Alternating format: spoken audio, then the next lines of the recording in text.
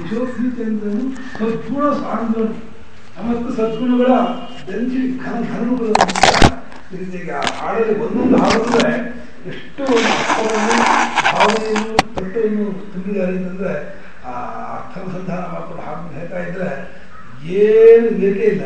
ಹಾಗಾಗಿ ಹೇಳ್ತಿರ್ತೀನಿ, ಭಕ್ತಿ ವಿಚಾರವಾಗಿ ಪ್ರವಚನ ಮಾಡೋದೇನಿದೆ, ಆ ಪ್ರವಚನ ಮಾಡೋದಕ್ಕಿಂತ ಭಕ್ತಿಯಲ್ಲಿ ಮುಳುಗೋದೇನಿದೆ. ಈ ಕಲ್ಸಕ್ರೆ ಬಗ್ಗೆ ಪ್ರವಚನ ಮಾಡೋದು, ಕಲ್ಸಕ್ರೆಯನ್ನು ಬಾಯಲ್ಲೇ ಹಾಕೊಳ್ಳೋದು, ಕಲ್ಸಕ್ರೆಯನ್ನು ಬಾಯಲ್ಲೇ ಹಾಕೊಳ್ಳೋದು ಚಂದನೋ, ಕಲ್ಸಕ್ರೆ ಬಗ್ಗೆ ತುಂಬ ವಿಶ್ಲೇಷಣೆ ಮಾಡಿ ಅದು ಕಬ್ಬಿಂದ ಮಾಡ್ತಾರೆ, ರಸ ಹೆಂಟುತ್ತಾರೆ, ಗಾಣ ಕೊಟ್ಟು ರಸ ತೆಗೆದುಬಿಟ್ಟು ಆಮೇಲೆ ಪಾಕ ಮಾಡ್ತಾರೆ ಅಂತೇಳಿ ಎಷ್ಟೆಷ್ಟೆಲ್ಲ ವಿಚಾರ ತಿಳ್ಕೊಂಡ್ರು ಕೂಡ ಆ ಕಲ್ಸಕ್ರೆ ರುಚಿ ನೋಡಿದಂಗಾಗುತ್ತೆ. ಕಲ್ಸಕ್ರೆ ಬಾಯಿಗೆ ಹಾಕೊಂಡ್ಬಿಟ್ರೆ ಸಾಕಪ್ಪ. ಹಾಗೆ ಭಕ್ತಿ ವಿಚಾರವಾಗಿ ನಾವು ಪ್ರವಚನ ಮಾಡ್ತೀವಿ. ಪ್ರವಚನ ಮಾಡೋದು ಆ ಭಕ್ತಿಗೆ ಪೂರಕವಾಗಲಿ ಅನ್ನೋ ದೃಷ್ಟಿಯಿಂದ ಪ್ರವಚನವೇ ಹೊರತು ಆ ಭಕ್ತಿ ವಿಚಾರದಲ್ಲೇ ಮುಳುಗಿಬಿಟ್ರೆ, ಅಂದರೆ ಭಗವನ್ ನಾಮ, ಭಗವಂತನ ಸ್ತೋತ್ರ, ಭಗವದ್ಭಕ್ತಿ ತುಂಬಿಬಿಟ್ರೆ ಇನ್ನು ವಿಚಾರವಾಗಲಿ, ಆ ಶಾಸ್ತ್ರ ಗ್ರಂಥ ಅವಲೋಕನೆ ಆಗಲಿ, ಪಠನ ಆಗಲಿ ಯಾವುದೂ ಅವಶ್ಯಕತೆ ಬರಲಿಲ್ಲ. ಅದಕ್ಕನುಕೂಲವಾಗಿಯೇ ಈ ವಿಚಾರಗಳು, ಪಠನಗಳು ಮತ್ತು ಈ ಒಂದು ಚಿಂತನೆ ಎಲ್ಲ ಅನುಕೂಲ ಮಾಡಬೇಕು.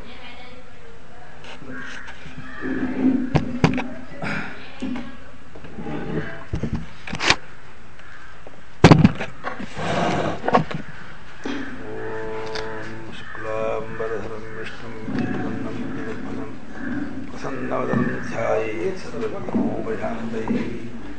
ಗುರುರ್ಬ್ರಹ್ಮ ಗುರುರ್ವಿಷ್ಣುಃ ಗುರುರ್ದೇವೋ ಮಹೇಶ್ವರಃ, ಗುರುಸ್ಸಾಕ್ಷಾತ್ ಪರಂ ಬ್ರಹ್ಮ ತಸ್ಮೈ ಶ್ರೀ ಗುರವೇ ನಮಃ.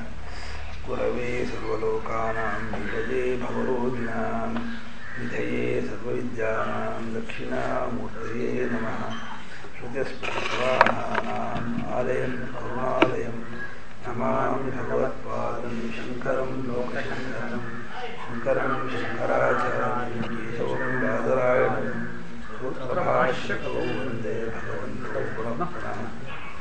ಶ್ರೀಮಚ್ಛಂಕರಭಗವತ್ಪೂಜ್ಯಪಾದಸ್ಮೃತಿಭ್ಯೋ ನಮಃ. ವಂದೇಕಂ ಸಚ್ಚಿದಾನಂದಂ ಯತಿವರ್ಯಂ ಮಹಾಮಹಿಂ ವೇದವೇದಾಂತಸಾರಥ್ಯಂ ಸದ್ಗುರುಂ ಪ್ರಣತೋಸ್ಮ್ಯಹಂ. ಸದಾಹಂ ಸಂಪ್ರದಾಯಜ್ಞಂ ಸಿದ್ಧಿಲಿಂಗಂ ಸದಾಶ್ರಯಂ ಸದ್ಗುರುಂ ಸಚ್ಚಿದಾನಂದಂ ಸದಾಚಾರ್ಯಂ ನಮಾಶ್ರಯೇ. ಶ್ರೀ ಶ್ರೀ ಸಚ್ಚಿದಾನಂದೇಂದ್ರ ಸರಸ್ವತಿ ಮಹಾವಿದ್ಗುರುಭ್ಯೋ ನಮಃ. ಅಧೀರಭಗವೋ ಬ್ರಹ್ಮ ಅದೃಶ್ಯೋ ವಿಶ್ವಭಕ್ತಾನಾಂ ದೃಶ್ಯೋ ಭವತಿ ಯಃ ಸದಾ ಚಿಂತ್ಯಮಹಿಮಾನಂತಂ ಆಶ್ರಯೇ ಭೀಷ್ಟಸಿದ್ಧೇ. ಓಂ ನಮೋ ಭಗವತೆ ಪರಮಾನಂದಸ್ವರೂಪಾಯ ಪರಮಾತ್ಮನೆ ಭಕ್ತವರಾಯ ನಾರದಾಯ ಚ. ತತ್ವಜಿಜ್ಞಾಸುಗಳಲ್ಲಿ ಭಗವದ್ಭಕ್ತರಲ್ಲಿ ಸವಿನಯ ಪ್ರಾರ್ಥನೆ. ಇಂದಿನ 2ನೇ ಪಾಠ ಈಗ ಆರಂಭವಾಗ್ತಾ ಇದೆ. ಬೆಳಗ್ಗಿನ ಪಾಠದಲ್ಲಿ ಜ್ಞಾನವು ಭಕ್ತಿಗೆ ಸಾಧನ ಅಂತ ಒಬ್ಬರ ಪಕ್ಷ, ಇನ್ನು ಕೆಲವರು ಭಕ್ತಿಯೇ ಜ್ಞಾನಕ್ಕೆ ಸಾಧನ ಅಂತೂ ಒಂದು ಪಕ್ಷ ಇದೆ. ಈ ಎರಡಕ್ಕೂ ಅವಿರೋಧವನ್ನು ಗುರುಗಳು ವ್ಯಾಖ್ಯಾನದಲ್ಲಿ ತೋರಿಸಿದ್ದಾರೆ. ಪರಾಭಕ್ತಿಯು ಜ್ಞಾನನಿಷ್ಠೆಯು ಎರಡು ಒಂದೇ ಅಂತ ಹೇಳ್ತಾ, ಇಚ್ಛೆ ಇಲ್ಲದೆ ವಿಚಾರ ನಡೆಯೋದಿಲ್ಲ. ವಿಚಾರದ ಪರಿಪೂರ್ಣತೆ ಪ್ರೇಮದಲ್ಲಿಯೇ ಕೊನೆಗಾಣುತ್ತೆ. ವಿಚಾರದ ತುದಿ ಆನಂದ ಸಾಗರದಲ್ಲಿ ಮುಳುಗೋದೇ ಹೊರತು ಸುಖಕ್ಕಾಗಿ ವಿಚಾರವೇ ಹೊರತು ಕೇವಲ ಶುಷ್ಕ ವಿಚಾರಕ್ಕಾಗಿ ವಿಚಾರವಲ್ಲ ಅಂತಾದ್ದರಿಂದ ಯಾವ ವಿಚಾರ ಆನಂದದಲ್ಲಿ ಕೊನೆಗಾಣುತ್ತೋ ಅದು ಭಕ್ತಿಯಲ್ಲಿ ಕೊನೆಗಾಣುತ್ತೋ ಅಂತ ಅರ್ಥ. ಯಾವ ಭಕ್ತಿ ಪರಿಚಯ ಮಾಡಿಕೊಡುತ್ತೋ ಅಲ್ಲಿ ಭಕ್ತಿ ಜ್ಞಾನಕ್ಕೆ ಸಾಧನ ಅಂತ ಅರ್ಥ. ಒಟ್ಟು ತತ್ವತಃ ತಾತ್ಪರ್ಯತಃ ಏನು ವ್ಯತ್ಯಾಸವಿಲ್ಲ ಅಂದರೆ, ಈಗ ಭಕ್ತಿಗೆ ಜ್ಞಾನ ಸಾಧನ ಅನ್ನೋದನ್ನು ಒತ್ತುಕೊಟ್ಟು, ಯಾಕೆಂದರೆ ಅದು ಸಾರ್ವತ್ರಿಕ, ವಿಚಾರ ಸಾರ್ವತ್ರಿಕ ಅಲ್ಲ. ಯಾಕೆಂದರೆ ವಿಚಾರ ಬುದ್ಧಿವಂತರಿಗೆ ಮಾತ್ರ ಮೀಸಲಾಗಿರುವಂಥದ್ದು. ಭಕ್ತಿ ಅನ್ನೋದು ಒಂದು ರೀತಿ ಎಲ್ಲರಿಗೂ ಒಪ್ಪಿಗೆಯಾಗುವ, ಎಲ್ಲರೂ ನಡೆಸಬಹುದಾದ ಸುಲಭತಮವಾದಂತಹ ಸಾಧನ. ಹಾಗಾದ್ದರಿಂದ ಭಕ್ತಿಗೆ ಒತ್ತು ಕೊಟ್ಟುಬಿಟ್ಟು ಭಕ್ತಿಗೆ ಜ್ಞಾನ ಸಾಧನ ಅನ್ನೋದಕ್ಕೆ ದೃಷ್ಟಾಂತವನ್ನು ಕೊಡ್ತಾರೆ. ಕೇವಲ ಜ್ಞಾನದಿಂದ ಪ್ರಯೋಜನವಾಗೋದಿಲ್ಲ, ಭಕ್ತಿಯಿಂದ ಸೇವೆಯಿಂದಲೇ ಆಗತ್ತೆ ಅಂತ. ಆ ಭಕ್ತಿ ಅನ್ನೋ ಪದ ಭಜ ಸೇವಾಯಾಮ್ ಅನ್ನೋ ಕ್ರಿಯಾಪದಿಂದ ಬಂದದ್ದು ಅನ್ನೋದನ್ನು ಇಟ್ಕೊಂಡ್ಬಿಟ್ಟು ಅದಕ್ಕೊಂದು ದೃಷ್ಟಾಂತವನ್ನು ಕೊಡ್ತಾರೆ. ಏನು ದೃಷ್ಟಾಂತ? ರಾಜಗೃಹ ಭೋಜನಾದಿಶು ತಥೈವ ದೃಷ್ಟತ್ವಾತ್ ಒಂದು ಸೂತ್ರ. ನತೇನ ರಾಜ ಪರಿದೋಷ ಕ್ಷುಚ್ಛಾಂತಿರ್ವಾ ವಿಧಾಶಾಂತಿರ್ವಾ ಕ್ಷುಚ್ಛಾಂತಿರ್ವಾ ಎರಡು ಪಾಠವೂ ಉಂಟು. ಇಲ್ಲಿ ಏನು ಹೇಳ್ತಿದ್ದಾರೆ ಅಂತಂದರೆ, ರಾಜಗೃಹದ ಪರಿಚಯ ಇದು ಮಾತ್ರಕ್ಕೆ ಅವನಿಗೆ ಅದರಿಂದ ಪ್ರಯೋಜನ ಆಗುತ್ತೆಯೇ. ರಾಜಭವನ ಮೈಸೂರು ಅರಮನೆ ಹೆಚ್ಚು ಕಮ್ಮಿ 1 ಕಿಲೋಮೀಟ್ರ್ ಉದ್ದ ಇದೆ ಕಂಡ್ರೆ ಕಾಂಪೌಂಡು. 1 ಕಿಲೋಮೀಟ್ರ್ ಚೌಕದ ಕಾಂಪೌಂಡ್ ಅದು. ಹೀಗೊಂದು ಕಿಲೋಮೀಟ್ರು, ಹೀಗೊಂದು ಕಿಲೋಮೀಟ್ರು, ಹೀಗೊಂದು 5 ಕಿಲೋಮೀಟ್ರ್ ಇದೆ. ಮಧ್ಯದಕ್ಕ ಅರಮನೆ, ಮಧ್ಯ ಆ ಕಾಂಪೌಂಡಿಗೂ ಅರಮನೆಗೂ ಹೆಚ್ಚು ಕಮ್ಮಿ 1-2 ಫರ್ಲಾಂಗ್ ನಡಿಬೇಕೋ ಏನೋ, ಅಷ್ಟು ದೊಡ್ಡ ಜಾಗ ಇದೆ. ಆಮೇಲೆ ಆ ಅರಮನೆ ಎಷ್ಟು ವೈಭವ ಆಗುತ್ತಾ, ಭಾಳ ಅತ್ಯದ್ಭುತವಾಗಿದೆ. ಆ ಅರಮನೆಯಿರುವಂಥ ರಾಜ ಏನು ಭಗವಂತ, ಎಷ್ಟು ಅವನಿಗೆ ಐಶ್ವರ್ಯ, ಎಷ್ಟು ಅವನಿಗೆ ಪರಿವಾರ ಅಂತ ಎಷ್ಟು ವಿಚಾರ ಮಾಡಿದ್ರೆ ತಾನೆ ಇವನಿಗೇನು ಲಾಭ. ಆಯಿತು, 1 ಕಿಲೋಮೀಟ್ರ್ ಉದ್ದ 1 ಕಿಲೋಮೀಟ್ರ್ ಆಗಲ್ಲ ಅಂತ ಗೊತ್ತಾಯ್ತು. ಕಾಂಪೌಂಡು ಮಧ್ಯೆ ಇಷ್ಟು ಜಾಗ ಇದೆ, ಕ್ರಿಕೆಟ್ ಆಡುವಷ್ಟು ಜಾಗ ಇದೆ ಅಂತೂ ಆಯಿತು. ರಾಜನ ವೈಭವನ್ನೆಲ್ಲ ತಿಳ್ಕೊಂಡ, ರಾಜನ ಗುಣಗಳನ್ನೆಲ್ಲ ಅರ್ಥ ಮಾಡಿಕೊಂಡ. ಅದು ಬಿಡಿಕ ಸಾರಥಿ ಅಲ್ಲಿಂದ. ಆದರೆ ರಾಜನ ಸೇವೆ ಮಾಡ್ದ ಅಂದರೆ ಭಕ್ತಿ ಅಂದ್ರೆ ಏನೋ, ಭಜ ಸೇವಾಯ. ರಾಜನನ್ನು ಸೇವೆ ಮಾಡುವವನಿಗೆ ಅರಮನೆ ಹೇಗಾದರೂ ಇರಲಿ, ಕಾಂಪೌಂಡ್ ಹೇಗಾದರೂ ಇರಲಿ, ಒಳಗಿನ ಜಾಗದ ವಿಸ್ತೀರ್ಣ ಎಷ್ಟಾದರೂ ಇರಲಿ, ಏನಪ್ಪ ಪ್ರತಿನಿತ್ಯ ನೀನು ಅರಮನೆ ಹೋಗ್ತಾ ಇದೆಯಲ್ಲ, ಅರಮನೆಯ ಡೈಮೆನ್ಷನ್ ಗೊತ್ತಾ ನಿಮಗೆ, ಉದ್ದಾಗಲ ಎಷ್ಟು ಗೊತ್ತಾ ಅಂದರೆ, ಸ್ವಾಮಿ ನಾನು ಅದಕ್ಕೆಲ್ಲ ಹೋಗ್ತಿರೋದು, ನಾನು ರಾಜಸೇವೆಗೆ ಹೋಗ್ತಾ ಇದ್ದೀನಿ, ನನಗೆ ರಾಜನಿಂದ ಪ್ರಯೋಜನ ಆಗ್ತಾ ಇದೆ ಅಂತಂತಾನೆ. ಅವನಿಗೆ ಯಾತಕ್ಕೆ ಬೇಕೋ, ಅಲ್ಲ ಡೈಮೆನ್ಷನ್ ಕಟ್ಕೊಂಡು ಏನಾಗಬೇಕು ಅವನಿಗೆ? ಆ ಕಟ್ಟಡ ಕಲ್ಲಿಂದ ಕಟ್ಟಿದ್ದ, ಸಿಮೆಂಟಿಂದ ಕಟ್ಟಿದ್ದ, ಇಟ್ಟಿಗೆಯಿಂದ ಕಟ್ಟಿದ್ದ, ಬೇರೆ ಕಾಂಕ್ರೀಟಿಂದ ಕಟ್ಟಿದ್ದ, ಹ್ಯಾಕೆ ಕಟ್ಟಿದ್ರೆ ಏನು ಅವನಿಗೆ ಸೇವೆ ಮಾಡುವವನಿಗೆ? ಹೇಗೆ ರಾಜಮನೆಯ ಪರಿಚಯ ಮಾತ್ರದಿಂದ ರಾಜಮನೆತನದ ಯಾವ ಸುಖವೂ ಇವನಿಗೆ ಬರೋದಿಲ್ಲವೋ, ರಾಜ ಸೇವೆಯಿಂದಲೇ ಅವನಿಗೆ ಆ ಪ್ರಯೋಜನವಾಗುತ್ತದೆಯೋ, ಹಾಗೆ ಕೇವಲ ವೇದಾಂತ ವಿಚಾರದಿಂದ ಪರಮಾತ್ಮನನ್ನು ಶಾಸ್ತ್ರದಿಂದ ಬರೀ ಹೀಗಿದ್ದಾನೆ ಹಾಗಿದ್ದಾನೆ ತಿಳ್ಕೊಂಡಿದ್ದರಿಂದ ಏನು ಪ್ರಯೋಜನ ಆಗಲಿಲ್ಲ. ಪರಮಾತ್ಮ ಸೇವಿಸಬೇಕು. ಭಕ್ತ್ಯಾ ತ್ವನನ್ಯಯ ಲಭ್ಯ, ಅನನ್ಯವಾದಂತಹ ಭಕ್ತಿಯಿಂದ ಪರಮಾತ್ಮ ದೊರೀತಾನೆ ಅಂತಾದ್ದರಿಂದ ಪ್ರೇಮಪೂರ್ವಕವಾಗಿ ಪರಮಾತ್ಮನಿಗೆ ಶರಣಾಗತಿಯನ್ನು ಹೊಂದಿದ ಅಂತ ಆದರೆ ಆಗ ಪರಮಾತ್ಮ ಅವನ ಹೃದಯದಲ್ಲಿ ತೋರ್ಕೊಳ್ತಾನೆ. ಅಸ್ಯ ಮಹಿಮಾನಮಿತಿ ವೀತಶೋಕ, ಇವನದೇ ಮಹಿಮ.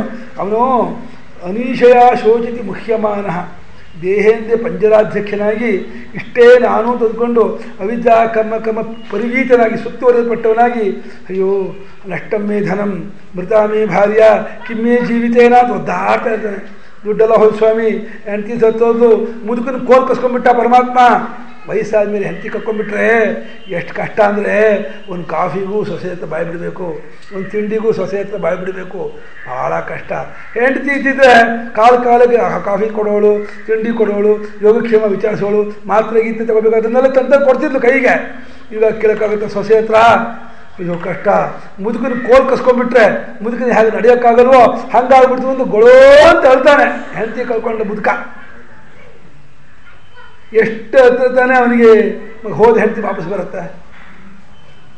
ಅನೀಶಾದನ್ನು ಅಸ್ವತಂತ್ರ. ಆದರೆ ಯಾವಾಗ ದೇಹೇಂದ್ರಿಯ ಪಂಜರಾಧ್ಯಕ್ಷನಲ್ಲ ನಾನು, ಇದನ್ನೆಲ್ಲ ಮೀರಿರುವ ಇದಕ್ಕೆಲ್ಲ ಸಾಕ್ಷಿಯಾಗುವ ಪರಮಾತ್ಮನೇ ನಾನಾಗಿದ್ದೀನಿ ಅಂತಾನೋ, ಓ ನನ್ನದೇ ಮಹಿಮೆ, ಜಗದಾತ್ಮ ರೂಪದ ಮಹಿಮೆ ಅಂತ ಅಂದ್ಕೊಂಡ್ಬಿಟ್ಟು ಸಂತೋಷ ಆಗಿರ್ತಾನಂತೆ. ಹಾಗೆ ಪರಮಾತ್ಮನನ್ನು ಸೇವಿಸೋದರಿಂದ ಪುರುಷ ಸುಖವೇ ಹೊರತು ಕೇವಲ ಶಾಸ್ತ್ರಾದಿಗಳಿಂದ, ಗ್ರಂಥಗಳಿಂದ, ದೊಡ್ಡವರ ಒಂದು ಉಪನ್ಯಾಸಗಳಿಂದ ಪರಮಾತ್ಮ ಹಾಗಿದ್ದಾನೆ ಹೀಗಿದ್ದಾನೆ ಅಂತ ತಿಳ್ಕೊಳ್ಳೋದು ಏನು ಪ್ರಯೋಜನ ಇಲ್ಲ. ಪರಮಾತ್ಮ ಸೇವಿಸಬೇಕು. ಇದು ರಾಜಮನೆತನದಂತೆಯೇ. ರಾಜಮನೆತನದ ಕೇವಲ ಪರಿಚಯದಿಂದ ಅವನಿಗೆ ರಾಜಗೃಹದ ಯಾವ ಪ್ರಯೋಜನ ಆಗಲ್ಲ. ಅದೇ ರೀತಿ ನತೇನ ಭೋಜನಾದಿಶು, ಸಾರನ್ನು ತೊಗರಿಬೇಳೆ ಹಾಕಿ ಮಾಡ್ತಾರೆ, ಅದಕ್ಕೆ ಕೊತ್ತಂಬರಿ ಹಾಕ್ತಾರೆ, ಅದಕ್ಕೆ ಚೆನ್ನಾಗಿ ಪರಿಪಾಕ, ಅದಕ್ಕೆ ಸಾಂಬಾರು ಪುಡಿ ಎಲ್ಲ ಚೆನ್ನಾಗಿ ಹಾಕ್ತಾರೆ, ಅದಕ್ಕೆ ಸ್ವಲ್ಪ ಇಂಗು ಎಲ್ಲ ಹಾಕ್ತಾರೆ, ಅವಾಗ ತುಂಬ ಚೆನ್ನಾಗಿರುತ್ತೆ ಅಂತ ಎಷ್ಟು ವರ್ಣನೆ ಮಾಡಿದ್ರೆ ತಾನೇ ಸಾರನ್ನು ಊಟ ಮಾಡಿದ ರುಚಿ ಬರುತ್ತೆ. ಹುಳಿನ ಬದನೆಕಾಯಿ ಹಾಕಿ ಮಾಡೋದಕ್ಕಿಂತ ಆಲೂಗಡ್ಡೆ ಹಾಕಿದ್ರೆ ಚೆನ್ನಾಗಿರುತ್ತೆ. ಅದು ಹೀರೆಕಾಯಿ ಹಾಕಿ ಮಾಡಿದ್ರೆ ಚೆನ್ನಾಗಿರುತ್ತೆ.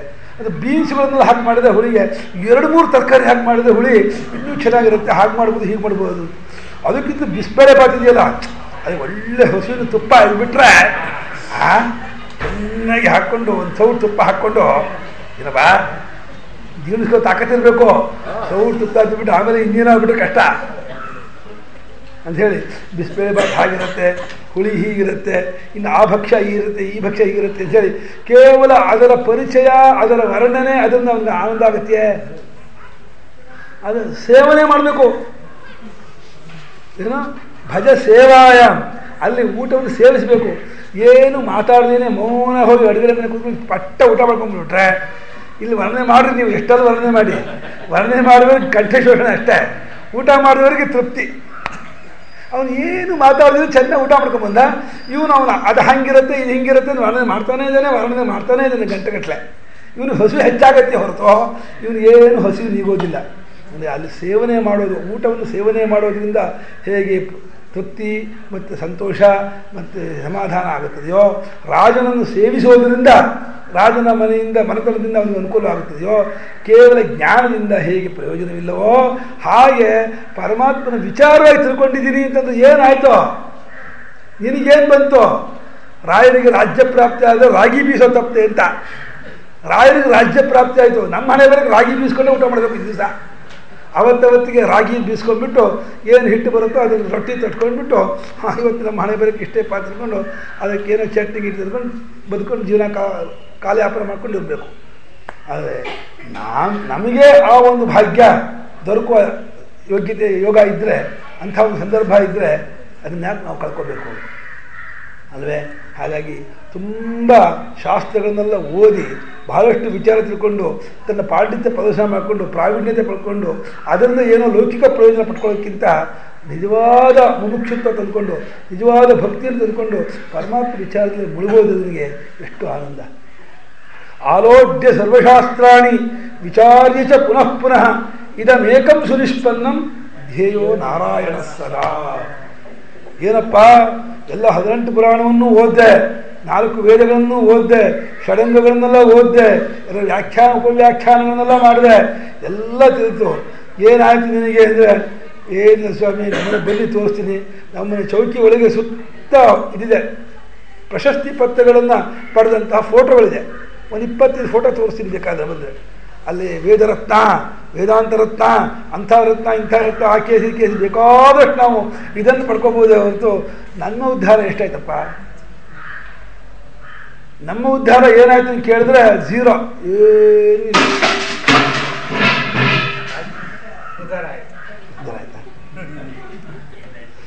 ಹಾಗಾಗಿ ಶಾಸ್ತ್ರಗಳನ್ನು ಓದಬೇಕು. ಅದು ಶಾಸ್ತ್ರಕ್ಕಾಗಿ ಶಾಸ್ತ್ರಗಳನ್ನು ಓದೋದಲ್ಲ, ಬೇರೆ ಎಲ್ಲ ವಿಚಾರಗಳನ್ನು ಮಾಡಬೇಕು.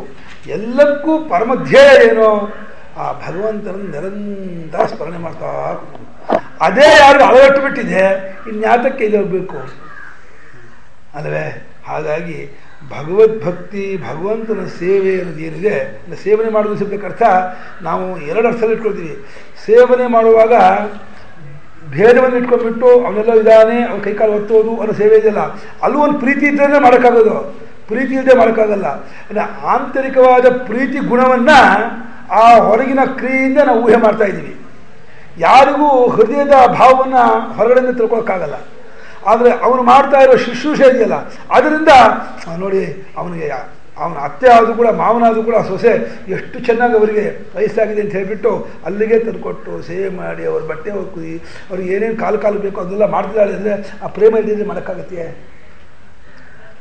ಆ ಹೊರಗಿರುವ ಪ್ರೇಮ ಆ ರೀತಿ ಅದನ್ನು ಮಾಡಿಸುತ್ತೆ. ಹಾಗೆ ಭಗವಂತನನ್ನು ಸೇವೆ ಮಾಡೋದು ಅನ್ನೋದು ಹೊರಗಿನ ರೂಪದಿಂದ ಕ್ರಿಯಾಪ್ರಧಾನವಾಗಿ ಕಂಡರೂ ಕೂಡ ಆಂತರಿಕವಾದಂತಹ ಪ್ರೇಮವನ್ನು ವ್ಯಕ್ತಪಡಿಸುವಂತಹ ಒಂದು ಮಾಧ್ಯಮಿಕ ಅದಷ್ಟೇ.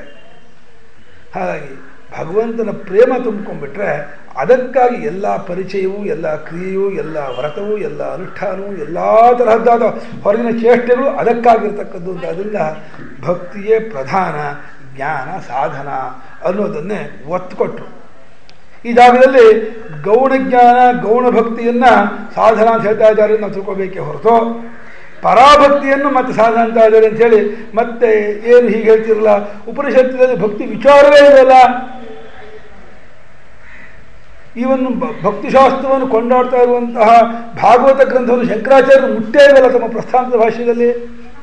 ಅಷ್ಟು ಭಕ್ತಿಗೆ ಪ್ರಾಮುಖ್ಯತೆ ಇದ್ದಿದ್ದಾಗಿದ್ದರೆ ಉಪನಿಷತ್ತಿನಲ್ಲಿ ಎಲ್ಲರೂ ಒಂದು ಕಡೆಯಲ್ಲಿ ಭಕ್ತಿಯನ್ನು ಜಾಸ್ತಿ ತಗೊಂಡು ಹೋಗಬೇಕಾಗಿತ್ತಲ್ಲ.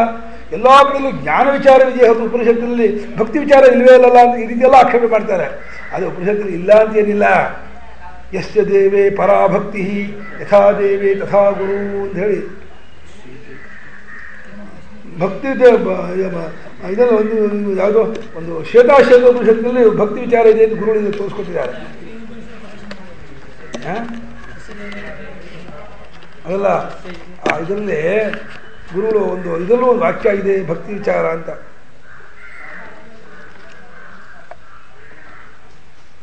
ಶ್ರದ್ಧಾಭಕ್ತಿ ಧ್ಯಾನ ಯೋಗ ದವೇಹಿ ಕೈವಲ್ಯೋಪನಿಷತ್ತಲ್ಲಿ ಒಂದು ಇದೆಯಂತೆ. ಕೈವಲ್ಯೋಪನಿಷತ್ತಲ್ಲಿ ಭಕ್ತಿ ಆದರೆ ಒಟ್ಟಾರೆ ಹೇಳಿದ್ರೆ ಭಕ್ತಿ ಶಬ್ದ ಉಪನಿಷತ್ತಲ್ಲಿ ಕಮ್ಮಿನೇ. ಯಾಕೆಂದರೆ ಉಪನಿಷತ್ತಲ್ಲಿ ಹೇಳದೇ ಇರೋಕ್ಕೂ ಒಂದು ಕಾರಣ ಇದೆ. ಉಪನಿಷತ್ತಿನಲ್ಲಿ ಆ ಭಕ್ತಿ ಅನ್ನೋದು ಸಾಧಿಗೆ ಇದ್ದೇ ಇರುತ್ತೆ ಅಂತ.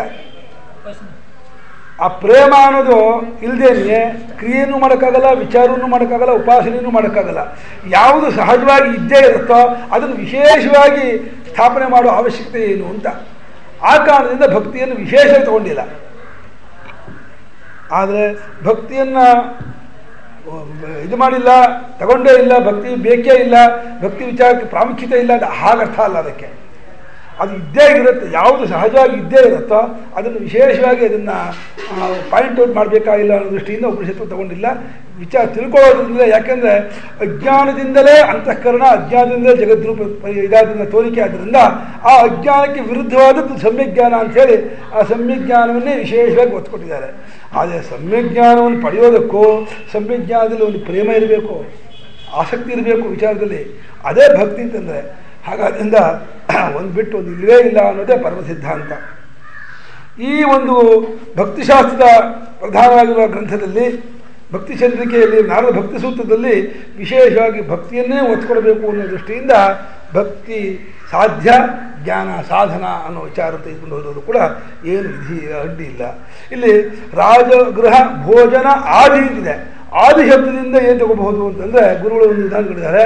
ಒಂದು ಗ್ರಾಮದ ವಿಚಾರವನ್ನು ಅಥವಾ ಒಂದು ಊರಿನ ವಿಚಾರವನ್ನು ತಿಳ್ಕೊಂಡ್ರೆ ಆ ಊರಿಗೆ ಹೋದಂಗಾಗತ್ತೆಯೇ. ಈ ಕಾಶಿ ಈ ರೀತಿ ಇದೆ, ದಿಲ್ಲಿ ಈ ರೀತಿ ಇದೆ ಅಂತ ಹೇಳಿ ಆ ಒಂದು ಊರಿನ ಬಗ್ಗೆ ಪರಿಚಯ ಮಾಡ್ಕೊಂಡು ಮಾತ್ರಕ್ಕೆ ಆ ಊರಿಗೆ ಹೋದಂತಹ ಒಂದು ಫಲ ಆಗೋದಿಲ್ವೋ, ಅಥವಾ ಆ ಮಾರ್ಗವನ್ನು ತಿಳ್ಕೊಂಡ ಮಾತ್ರಕ್ಕೆ ಅವನಿಗೆ ಅದು ಹೋದಂತ ಆಗೋದಿಲ್ವೋ. ಅದು ಹೋಗೋದು ಅನ್ನೋದು ಒಂದು ಕ್ರಿಯೆಯನ್ನು ಪೃಥಕ್ಕಾಗಿ ಹೇಗೆ ಮಾಡಬೇಕೋ ಅದೇ ರೀತಿ ಜ್ಞಾನ ಮಾತ್ರದಿಂದ ಫಲವಾಗೋಲ್ಲ, ಪ್ರಾಕ್ಟಿಕಲ್ ಕ್ರಿಯೆಯಿಂದ ಫಲ ಆಗುತ್ತೆ ಅಂತ ತುಂಬ ಜನ ಹೇಳ್ತಾರೆ. ನೀವು ವೇದಾಂತವನ್ನು ಹೇಳ್ತೀರ ಹೊರತು ಪ್ರಾಕ್ಟಿಕಲ್ಲಾಗಿ ಏನು ಮಾಡೋದಿಲ್ಲ, ಬರೀ ಹೇಳೋದು ವೇದಾಂತ, ಪ್ರಾಕ್ಟಿಕಲ್ಲಾಗಿ ತೋರಿಸಿ ಅಂತಾರೆ. ಅಂದರೆ ವ್ಯವಹಾರದಲ್ಲಿ ಕ್ರಿಯೆಗೆ ಬಹಳ ಪ್ರಾಮುಖ್ಯತೆ ಇದೆ. ಎಲ್ಲ ಓದು ಕ್ರಿಯೆಯಲ್ಲೇ ಪರಿವರ್ತನೆ ಆಗುತ್ತೆ. ತುಂಬ ಓದ್ದ, BA ಮಾಡಿ BEd ಮಾಡಿ ಕೊನೆಗೆ ಉಪಾಧ್ಯಾಯ ಸೇರಿಕೊಂಡ, ಇಂಜಿನಿಯರ್ ಮಾಡಿ ಅವನು ಕೆಲಸಕ್ಕೆ ಸೇರಿಕೊಂಡ, ವೈದ್ಯಕೀಯ ವಿಚಾರವೆಲ್ಲ ಓದೋದೆಲ್ಲ ಜ್ಞಾನ, ಆಮೇಲೆ ಕೆಲಸಕ್ಕೆ ಸೇರ್ಕೊಳ್ತಾನೆ. ಏನು ಕೆಲಸ ಸಿಗಲಿಲ್ಲ ಅಂದರೆ ಏನಂತಾರೆ, ದಂಡ ಓದಿದ್ದು ಅಂತಾರೆ. 2-3 ಡಿಗ್ರಿ ಮಾಡ್ದಾಗಂಡ್ರೆ ಈ ಕೆಲಸ ಇದೆ, ಲಾಟ್ರಿ ಹೊಡಿತಾ ಇದ್ದಾನೆ ಅಂತ. ಲಾಟ್ರಿ ಅಲ್ಲ, ಓದು ಅನ್ನೋದು ಜ್ಞಾನ. ತಿಳುವಳಿಕೆ ಜ್ಞಾನಕ್ಕೆ ಕ್ರಿಯೆಗೆ ಅಂಗವೋ, ಕ್ರಿಯೆ ಜ್ಞಾನಕ್ಕೆ ಅಂಗವೋ? ಪ್ರಪಂಚದ ಎಲ್ಲ ವಿದ್ಯೆಯೂ ಕ್ರಿಯೆಗೆ ಅಂಗವಾಗ್ಬಿಟ್ಟಿದೆ. ಓದಿ ಏನು ಮಾಡ್ತೀರಾ, ಕೆಲಸಕ್ಕೆ ಸೇರ್ಕೊಳ್ತೀರಿ. ಡಾಕ್ಟರ್ ಓದಲಿ, ಇಂಜಿನಿಯರ್ ಓದಲಿ, ನೀವು CA ಮಾಡಲಿ ಅಥವಾ BSc ಏನು ಮಾಡಲಿ, ಆಮೇಲೆ ವೇದಾಧ್ಯಯನ ಮಾಡಿ ಏನು ಮಾಡ್ತೀರಾ, ಪೌರೋಹಿತ್ಯಕ್ಕೆ ಹೋಗಬೇಕು, ಯಜ್ಞ ಮಾಡಿಸ್ಬೇಕು, ಕರ್ಮ ಮಾಡಿಸ್ಬೇಕು. ಮತ್ತು ಅಲ್ಲೇ ಕಾಂಚನ ಕಾರ್ಯಸಿದ್ಧಿ, ದುಡ್ಡಿಗೆ ಎಲ್ಲ ಉದರ ನಿಮಿತ್ತಂ ಬಹುಕೃತ ವೇಷ, ಹೊಟ್ಟೆ ಬಾಡು ಮಾಡಿಕೊಂಡಂಥ ಅನೇಕ ಮಾರ್ಗಗಳು. ಅದು ವೇದಾಂತ ಮಾತ್ರ ಎಲ್ಲ ಮಾಡಿ ಮುಗಿಸಿದ ಮೇಲೆ ತಿಳ್ಕೊಳ್ಳಿ ಅಂತ ಹೇಳುತ್ತೆ. ಮಾಡೋದೆಲ್ಲ ಆಯ್ತಾ, ಮಾಡೋದೆಲ್ಲ ಮುಗಿಸಿದ್ರಾ, ಹಾಗಾದರೆ ತಿಳ್ಕೊಂಡ್ಮೇಲೆ ಇನ್ನೇನು ಮಾಡಬೇಕಾಗಿಲ್ಲ. ಯಾಕೆಂದರೆ ಮಾಡುವ ಬುದ್ಧಿಯನ್ನೇ ತೆಗೆದುಹಾಕ್ಬಿಡುತ್ತೆ. ಕರ್ತೃತ್ವ ಬುದ್ಧಿಯನ್ನೇ ಬಾಧೆ ಮಾಡಿಬಿಡೋದ್ರಿಂದ, ಮಾಡುವನು ಬುದ್ಧಿಯನ್ನೇ ತೆಗೆದುಹಾಕ್ಬಿಡೋದ್ರಿಂದ ಅಲ್ಲಿ ಮುಂದಕ್ಕೆ ಮಾಡೋದೇನು ಅನ್ನೋದಿಲ್ಲ. ಆದರೆ ಇವರು ಏನಂತಾರೆ, ವೇದಾಂತ ತಿಳ್ಕೊಂಡು ಏನು ಮಾಡ್ತೀರಾ, ಪ್ರಾಕ್ಟಿಕಲ್ಲಾಗಿ ವೇದಾಂತ ತೋರಿಸ್ರಿ. ಏನು ತೋರಿಸೋದೇ, ಬದನೆಕಾಯಿ ತೋರ್ಸೋಕ್ಕೆ. ಬದನೆಕಾಯಿ ಅಂದರೆ ಹೀಗಿರುತ್ತೆ ನೋಡ್ರಪ್ಪ, 2 ತರಹ, ನೀಲಿ ಬದನೆಕಾಯಿ, ಹಸಿರು ಬದನೆಕಾಯಿ, ಅದರಲ್ಲೂ ರೌಂಡು ಉದ್ದ ಈ ತರಹ ಇದೆ ತೋರಿಸ್ಬೋದು. ಆತ್ಮಜ್ಞಾನ ತೋರಿಸಿದ್ರೆ ಏನರ್ಥ ತೋರಿಸೋದು? ಆಮೇಲೆ ತೋರಿಸುವಂಥ ಅವಶ್ಯಕತೆ ಆದರೂ ಏನಿರುತ್ತೆ ಅವನಿಗೆ, ಯಾರಿಗೆ ತೋರಿಸ್ಬೇಕು, ಏನು ತೋರಿಸ್ಬೇಕು? ಯಾವುದನ್ನಾದ್ರು ಪಾಂಡಿತ್ಯ ತೋರಿಸ್ಕೋಬೇಕು. ಯಾಕೆ? ನೀವೆಲ್ಲ ಮೆಚ್ಕೋಬೇಕು. ಬಲೆ ಬಲೆ ಬಲೆ ಅಂತಿರಲ್ಲ, ಅದಕ್ಕೋಸ್ಕರ ತೋರಿಸ್ಕೋಬೇಕು. ಇಲ್ಲ ಕನಿಷ್ಠ ಪಕ್ಷ ಏನಾದರೂ ಒಂದು ಕಂಬಳಿ ಹೊದಿಸ್ತೀರಾ, ಇಲ್ಲ ಏನಾದರೂ ಒಂದು ಎಲೆಡಿಕೆ ಇಟ್ಕೊಡ್ತೀರಾ, ಅದಕ್ಕಾದ್ರೂ ನಾನು ಪಾಂಡಿತ್ಯ ತೋರಿಸ್ಕೋಬೇಕು. ಏನೂ ಇದೆ ಅದಕ್ಕೆ ತೋರಿಸ್ಕೋಬೇಕು. ತೋರಿಸ್ಕೊಂಡಿದ್ದನ್ನು ಏನಾಗಬೇಕಾಗಿದೆ ಜ್ಞಾನಿಗೆ? ಆದ್ದರಿಂದ ವೇದಾಂತ ಶಾಸ್ತ್ರ ಒಂದು ಸರ್ವಂ ಕರ್ಮಾಖಿಲಂ ಪಾರ್ಥ ಜ್ಞಾನೇ ಪರಿಸಮಾಪ್ಯತೆ ಅಂತ ಭಗವಂತ. ಎಲ್ಲ ಕರ್ಮವೂ ಜ್ಞಾನದಲ್ಲಿ ಮುಗೀತಪ್ಪ ಅಂತ. ಅದು ಪ್ರಪಂಚದ ಮಾತ್ರ ಯಜ್ಞಾರ್ಥ ಅದೇನೋ ಅದಲ್ಲ ಪಶವ ಕರ್ತವ ಅದಲ್ಲ, ಪಶವಶ್ರೇಷ್ಠ ಅಲ್ಲ. ಅಗ್ನಿಹೋತ್ರ ಫಲ ವೇದಾ, ವೇದಗಳು ಯಾತಕ್ಕೆ? ಅಗ್ನಿಹೋತ್ರದ ಕರ್ಮ ಮಾಡಕ್ಕಂತೆ. ವೇದಾಧ್ಯಯನ ಮಾಡಿ ವೇದಾರ್ಥ ತಿಳ್ಕೊಂಡು ಸಮಸ್ತ ವೇದಾರ್ಥವನ್ನು ಬಲ್ಲವನಿಗೆ ಕರ್ಮದಲ್ಲಿ ಅಧಿಕಾರ ಅಂತ. ಜ್ಞಾನವಲ್ಲ ಕರ್ಮಕ್ಕೆ ಸಾಧನ ಅಂತ ಅಲ್ಲ. ಆಮ್ನಾಯಸ್ಯ ಕ್ರಿಯಾರ್ಥತ್ವ ಅದೇ ಅರ್ಥ. ಅಂದರೆ ಲೌಕಿಕ ವಿದ್ಯೆಗಳು ವೈದಿಕ ವಿದ್ಯೆಗಳು ಎಲ್ಲವೂ ಕ್ರಿಯೆಯಲ್ಲಿ ಪರ್ಯವಸಾನವಾಗುತ್ತೆ. ವೇದಾಂತ ಒಂದೇ ಜ್ಞಾನದಲ್ಲಿ ಪರಿಸಮಾಪ್ತವಾಗುತ್ತೆ. ಸರ್ವಂ ಕರ್ಮಾಖಿಲಂ ಪಾರ್ಥ ಜ್ಞಾನೇ ಪರಿಸಮಾಪ್ಯತೆ, ಜ್ಞಾನದಲ್ಲಿ ಮುಗಿಯುತ್ತೆ. ಹಾಗಾದ್ರಿಂದ ಜ್ಞಾನವಾದಮೇಲೆ ಮಾಡೋದೇನು ಉಳಿಯೋದೇ ಇಲ್ಲ. ನೈವತಸ್ಯ ಕೃತೇನಾರ್ಥೋ ನಾಕೃತೇನೇಹ ಕಶ್ಚನ ಹಠಾಸ್ಯ ಸರ್ವಭೂತೇಷು ಕಶ್ಚಿದರ್ಥ ವ್ಯಪಾಶ್ರಯ. ಹಾಗೆ ಆದರೆ ಈ ಭಕ್ತಿಶಾಸ್ತ್ರದಲ್ಲಿ ಮಾತ್ರ ಭಕ್ತಿ ವಿಚಾರವಾಗಿ ತಿಳ್ಕೊಂಡ್ಬಿಟ್ಟೆ ಅನ್ನೋದ್ರಿಂದ ಭಕ್ತಿ ಊರ್ತುಂಟಾಗಲ್ಲ. ಭಕ್ತಿಯನ್ನು ಮಾಡ್ತಾ ಮಾಡ್ತಾ ಮಾಡ್ತಾ ಇದ್ದುಬಿಟ್ರೆ ಅವನಿನ್ ಯಾವ ಗ್ರಂಥವನ್ನು ಓದೋ ಅವಶ್ಯಕತೆ ಇಲ್ಲ, ಭಕ್ತಿ ವಿಚಾರ ಕೇಳಬೇಕಾಗಿಲ್ಲ. ಭಕ್ತಿ ನಿರಂತರ ಮಾಡ್ತಾ ಇದ್ರೆ. ಇನ್ನೊಂದು ಏನು ತಮಾಷೆ ಅಂತಂದರೆ, ಎಲ್ಲರಿಗೂ ಇರೋದು ಒಂದೇ ಮನಸ್ಸು, ಯಾರಿಗೂ ಎರಡು ಮನಸ್ಸಿಲ್ಲ. ಆ ಒಂದು ಮನಸ್ಸನ್ನು ನೀವು ಪರಮಾತ್ಮದಲ್ಲಿ ಇಟ್ಟುಬಿಟ್ರಿ ಅಂತಂದರೆ ಅದೇ ಪ್ರಾಪಂಚಿಕ ಚಿಂತನೆಯನ್ನು ತಪ್ಪಿಸೋದಕ್ಕೂ ಸಾಧನ, ವೈರಾಗ್ಯಕ್ಕೂ ಅದೇ ಸಾಧನ, ಕಾಮಾದಿಗಳನ್ನು ತಡೆಗಟ್ಟೋದಕ್ಕೂ ಅದೇ ಸಾಧನ, ಬ್ರಹ್ಮಚರ್ಯವೂ ಅದೇ, ಸತ್ಯವೂ ಅದೇ. ಸತ್ಯಕ್ಕೆ ಯಾವಾಗ ಚ್ಯುತಿ ಬರುತ್ತೆ? ಸತ್ಯಕ್ಕೆ ಚ್ಯುತಿ ಬರೋ ಸಂದರ್ಭ ಯಾವುದು? ಪ್ರಾಪಂಚಿಕರ ಕಡೆ ಗಮನ ಕೊಟ್ಟಾಗ, ಅಲ್ಲಿನ ಲಾಭ ಲುಕ್ಷಾನಗಳನ್ನು ನೋಡ್ತಿರುವಾಗ ಅಲ್ಲಿನ ವ್ಯವಹಾರ ಮಾಡುವಾಗ ಸುಳ್ಳಿನ ಸಂದರ್ಭ ಬರುತ್ತೆ. ಪರಮಾತ್ಮ ಚಿಂತನೆ ಮುಳುಗಿದವನಿಗೆ ಸುಳ್ಳಿನ ಸಂದರ್ಭ ಹೇಗೆ ಬರುತ್ತೆ? ಪರಮಾತ್ಮನಲ್ಲಿ ಮುಳುಗಿದ ಕಾಮಾದಿಗಳು ಹೇಗೆ ಬರುತ್ತೆ? ಮತ್ತು ಇನ್ನೇನು ಬ್ರಹ್ಮಚರ್ಯ ಅವನೇನು ಮಾಡಬೇಕು ಬೇರೆ? ಮತ್ತು ಬ್ರಹ್ಮಚರ್ಯ ಮಾಡಬೇಕಾ? ಪರಮಾತ್ಮಲ್ಲೇ ಮುಳುಗಿದ ಮನಸ್ಕನಾದವನಿಗೆ ಯಾವ ಮನಸ್ಸು ಪರಮಾತ್ಮ ಮುಳುಗಿ ಹೋಗ್ಬಿಡ್ತೋ ಆಯಿತು, ಒಂದೇ ಇರೋ ಮನಸ್ಸು ಆಯಿತು. ಇನ್ನೊಂದಿಲ್ಲ, ಅರ್ಧ ಮನಸ್ಸನ್ನು ಪರಮಾತ್ಮನ ಕೊಟ್ಟ, ಇನ್ನು ಅರ್ಧ ಮನಸ್ಸನ್ನು ಪ್ರಪಂಚಕ್ಕೆ ಬಿಟ್ಟ ಅನ್ನೋದಿಲ್ಲ.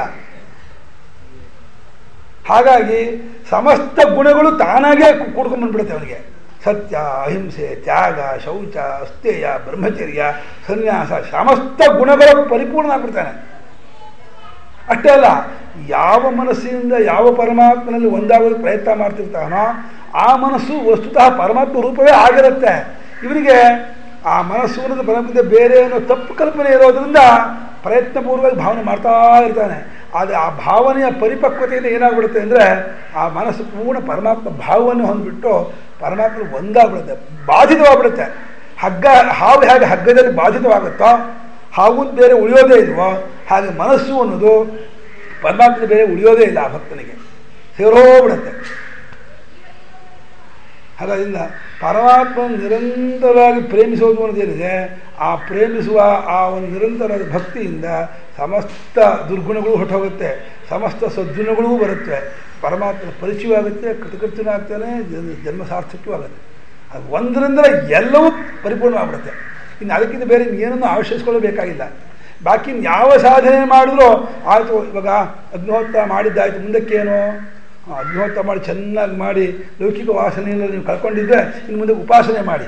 ಉಪಾಸನೆ ಮಾಡಿದ್ಮೇಲೆ ಏಕಾಗ್ರತೆ ಬರುತ್ತೆ ಅಂತ. ಉಪಾಸನೆ ಮಾಡಿದ್ಮೇಲೆ ಮತ್ತೇನು ಮಾಡಬೇಕು? ಮತ್ತು ತತ್ವ ವಿಚಾರ ಮಾಡಿ ಅಂತ ಹೇಳ್ತಾರೆ. ಅದು ನಿರಂತರ ಭಗವಂತನಲ್ಲೇ ಮುಳುಗಿದವನಿಗೆ ಇನ್ನೇನು ಮಾಡಬೇಕು? ಮಾಡೋದಂತ ಬಂತಲ್ಲೇ ಅಲ್ಲವೇ? ಅದೇನು ಆರಂಭದ ಹಂತದಲ್ಲಿ ಕಷ್ಟವಾಗಿ ತೋರಬಹುದು. ತುಂಬ ಯಾರಿಗೆ ವಿಷಯ ವಾಸನೆ ಬಲವಾಗಿರುತ್ತೋ, ಈ ಮಾಯಾ ಸೆಳೆತ ಯಾವ ಜೋರ ಇರುತ್ತೋ ಆಗ ಕಷ್ಟ ಕಾಣುತ್ತೆ. ಪ್ರಾಪಂಚಿಕ ತೋರಿಕೆ ಇದೆಯಲ್ಲ, ನಾಮರೂಪಗಳ ತೋರಿಕೆ, ಈ ನಾಮರೂಪಗಳ ತೋರಿಕೆಗೆ ಮಾಯಾ ಮಾಯಾ ಅಂತ ಹೆಸರು. ಇದೊಂದು ರೀತಿ ಇಂದ್ರಜಾಲ ಇದ್ದ ಹಾಗೆ, ಒಂದು ಮ್ಯಾಜಿಕ್ ಇದ್ದ ಹಾಗೆ ಥಳಕ್ ಮಾಡುತ್ತೆ ಬುದ್ಧಿಯನ್ನು.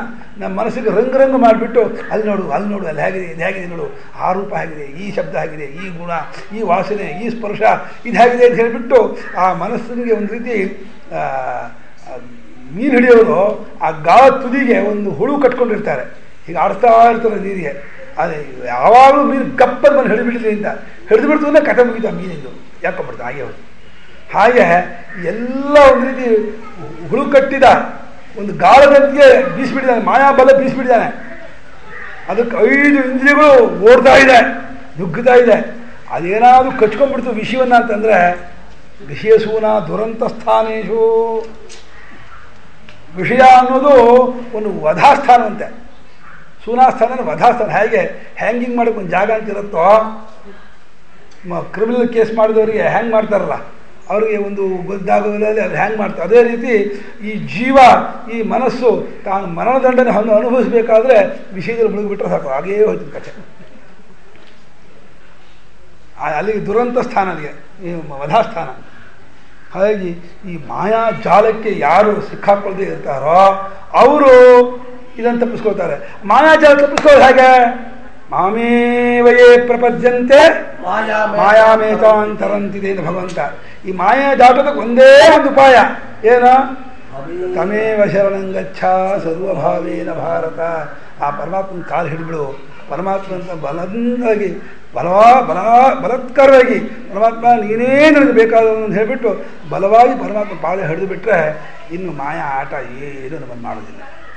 ಅಲ್ಲಿ ಬಿಟ್ಟ್ಯಾ ನೀ ಕೆಟ್ಟೆ, ಅಲ್ಲಿ ಕಟ್ಕೊಂಡ್ಯಾ ನೀಗೆಲ್ಲ ಗೆದ್ದೆ. ಇದನ್ನು ಕಟ್ಕೊಂಡ್ರೆ ಅಲ್ಲೆಲ್ಲ ಬಿಡಿಸುತ್ತೆ, ಇದನ್ನು ಬಿಟ್ಟ್ಯಾ ಎಲ್ಲವೂ ಹಿಡ್ಕೊಂಡ್ಬಿಡುತ್ತೆ. ತಮಾಷೆ ನೋಡಿ, ಒಂದು ಬಿಟ್ಟರೆ ಪ್ರಪಂಚದ ಎಲ್ಲವೂ ಎಲ್ಲ ಆಡುತ್ತೆ. ನನ್ನ ಕಡೆ ಬಾ, ನನ್ನ ಕಡೆ ಬಾ ಅಂತ ರೂಪ ಅಳಿಯುತ್ತೆ, ಶಬ್ದ ಅಳಿಯುತ್ತೆ, ಸ್ಪರ್ಶ ಅಳಿಯುತ್ತೆ, ವಾಸನೆ ಅಳಿಯುತ್ತೆ. ಎಲ್ಲೂ ಕೂಡ ನಮ್ಮ ಮೇಲೆ ಅಧಿಕಾರ ಚಲಾಯಿಸ್ಬಿಡುತ್ತವೆ. ಪ್ರಪಂಚದ ಪ್ರತಿಯೊಂದು ಪದಾರ್ಥವು ನಮ್ಮ ಮೇಲೆ ಅಧಿಕಾರ ನಡೆಸುತ್ತೆ. ನಾವು ಯಾವಾಗ ಭಗವಂತನ ಕಡೆಗೆ ನಮ್ಮವನು ಭಗವಂತ ಅಂದ್ಕೊಳ್ತೀವ, ಅಪ್ಪನ ಹತ್ತ ಇರೋ ಮಗನನ್ನು, ಹುಡುಗನನ್ನು ಅವನ ಸ್ನೇಹಿತರು ಹೊಡೆಯೋಕೆ ಬರಲ್ಲ. ಅವ್ರ ಅಪ್ಪ ಇದ್ದಾರೆ ಹೊಡೆಯೋಕೆ ಹೋಗಬೇಡ ಕಣ ಮಾರಾಯ, ಹೋದೆ ಅವ್ರ ಅಪ್ಪ ತಟ್ಟು ಬಿಡ್ತಾರೆ ಅಂತ. ಅಪ್ಪನ ಹತ್ತ ಇರೋ ಹುಡುಗನನ್ನು ಹೇಗೆ ಸ್ನೇಹಿತರು ಹೊಡೆಯೋಕೆ ಹೋಗಲ್ವೋ, ಭಗವಂತನ ಕಾಲು ಹಿಡ್ಕೊಂಡಂಥ ಭಕ್ತನನ್ನು ಈ ಮಾಯಾ ಆಟಗಳು ಏನೂ ಮಾಡಲ್ಲ. ದೂರದಿಂದ ಕೈ ಮುಗಿದ್ಕೊಂಡು ಹೊರಡೆ ಕಾಯ್ತಾ ಇರುತ್ತವೆ. ಈ ಕೆಲವು ಸಂದರ್ಭದಲ್ಲಿ ಈ ಇಲಿ ಬಿಲಕ್ಕೆ ಹೋಗಿದ್ರೆ ಅಥವಾ ಬೆಕ್ಕಲ್ಲಿ ಹೋಗಿದ್ರೆ ನಾಯಿಗಳು ಕಾಯ್ತಾ ಇರುತ್ತವೆ. ಹೊರಗೆ ಬಂದ ಕೂಡ ಗಪ್ಪಲ್ಲಿ ಬಚ್ಕೊಂಡು ಕಾಯ್ತಾ ಇರುತ್ತವೆ. ಬರುತ್ತೆ ಪಾಪ ಸ್ವಲ್ಪ ಕಾಯ್ದೆ. ಅದಕ್ಕೆ ಭಯ, ಅದು ಹೀಗೆ ಬಂದು ಬಗ್ಗಿ ನೋಡಿ ಹೋಗುತ್ತೆ, ಅಲ್ಲಿದೆ ಅಂತ ಚಕ್ಕ ಒಳಗೆ ಹೋಗುತ್ತೆ. ಅದು ಯಾವ ಹೋಯ್ತು ಅಂತ ಅದು ಹೊರಗೆ ಬರುತ್ತೆ. ಹಾಗೆ ಇವನು ಯಾವಾಗ ಅಲ್ಲಿ ಸಿಗಾಕೊಂಡ್ಬಿಡ್ತೀನೋ ನೋಡ್ತಿರ್ಬೇಕು. ಇನ್ನೂ ಆಟ ಆಡಿಸ್ತೀವಿ ಅಂದ್ರೆ ಒಳಗೆ ಓಡಬೇಕು. ಪರಮಾತ್ಮ ಅಂತ ಓಡೋಗ್ಬಿಟ್ರೆ ನೋಡ್ರಪ್ಪ, ಅವನು ಭದ್ರವಾಗಿ ಒಂದು ಭರಣಿ ಒಳಗೆ ಇಟ್ಟಂತಹ ಆಭರಣ ಯಾವ ರೀತಿ ಜೋಪಾನವಾಗಿರುತ್ತೋ ಹಾಗೆ ಭಗವಂತನೊಳಗೆ ಸೇರಿಕೊಂಡ ಮನಸ್ಸು ಜೋಪಾನವಾಗಿರುತ್ತೆ. ಮೃತ್ಯುಗ್ರಸ್ತವಾಗಲ್ಲ, ಅದಕ್ಕೆ ಇನ್ಯಾವ ಪೀಡೆಯೂ ಆಗಲ್ಲ, ಇನ್ನು ಅದು ವಿಷಯಾಸಕ್ತಿನೂ ಹೊಂದಲ್ಲ.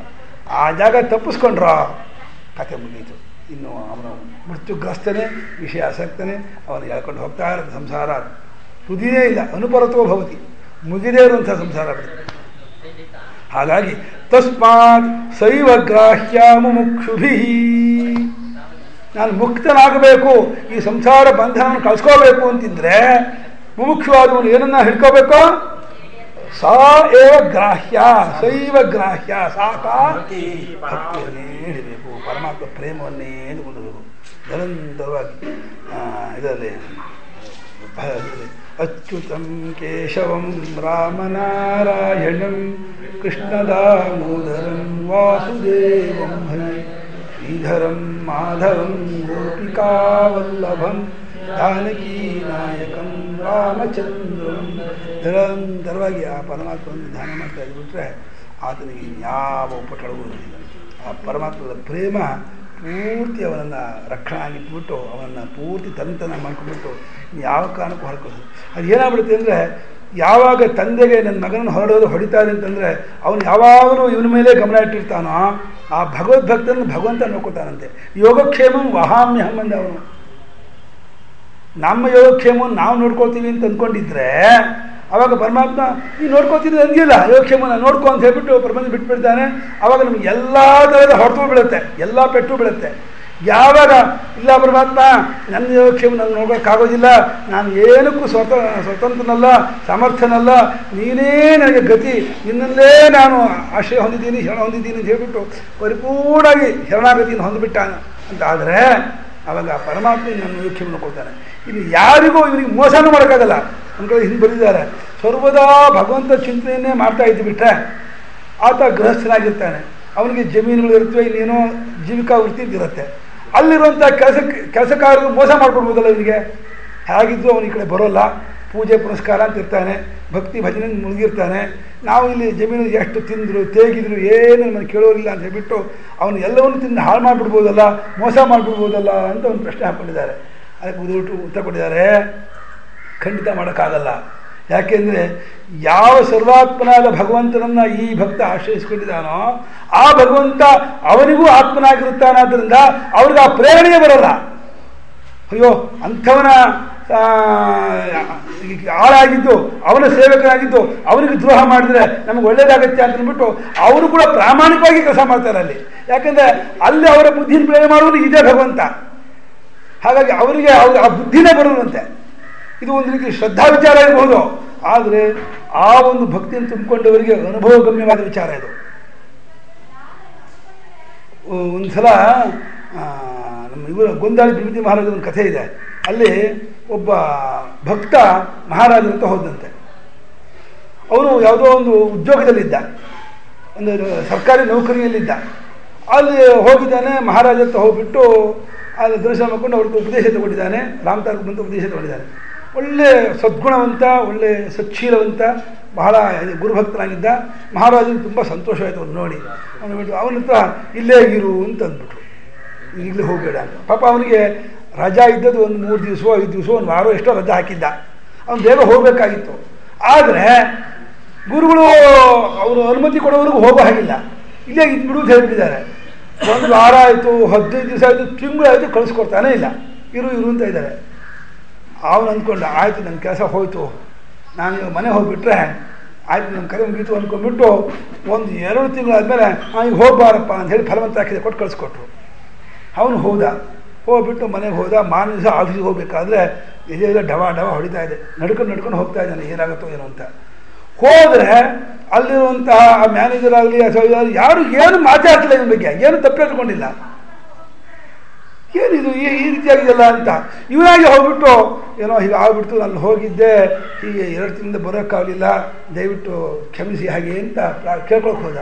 ಹಾಂ ಏನು ಹೇಳ್ತಿದ್ದೀರಾ, ದಿನ ಬಂದು ಕೆಲಸ ಮಾಡಿ ಹೋಗಿದ್ದೀರಾ, ಏನು ಹೀಗೆ ಹೇಳ್ತಿದ್ದೀರಲ್ಲ ನೀವು ಅಂತೆ. ಆ ನೋಡಿದ್ರೆ ಡೇಟ್ ಬೈ ಡೇಟ್ ಅವತ್ತು ಎಲ್ಲ ಲೆಕ್ಕ ಮತ್ತು ಕರೆಕ್ಟಾಗಿದೆ.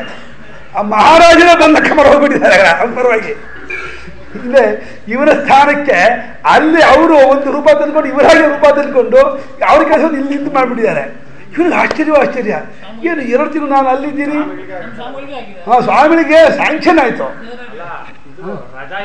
ಹಾಂ ಅದೇ ಸರಿ, ಸ್ವಾಮಿಗಳಿಗೆ ಆಗಿದ್ದು ಬೇರೆ ತರಹ. ಸ್ವಾಮಿಗಳಿಗೆ ರಜಾ ಇದಾಗ್ಬಿಟ್ಟಿತ್ತು, ರಜಾ ಡೆಡ್ ಬಾರ್ ಆಗ್ಬಿಡ್ತು, ಅಂದರೆ ಔಟ್ ಬಾರ್ ಆಗ್ಬಿಡ್ತು, ಅದು ಹೋಗಲೇಬೇಕಾಗಿತ್ತು.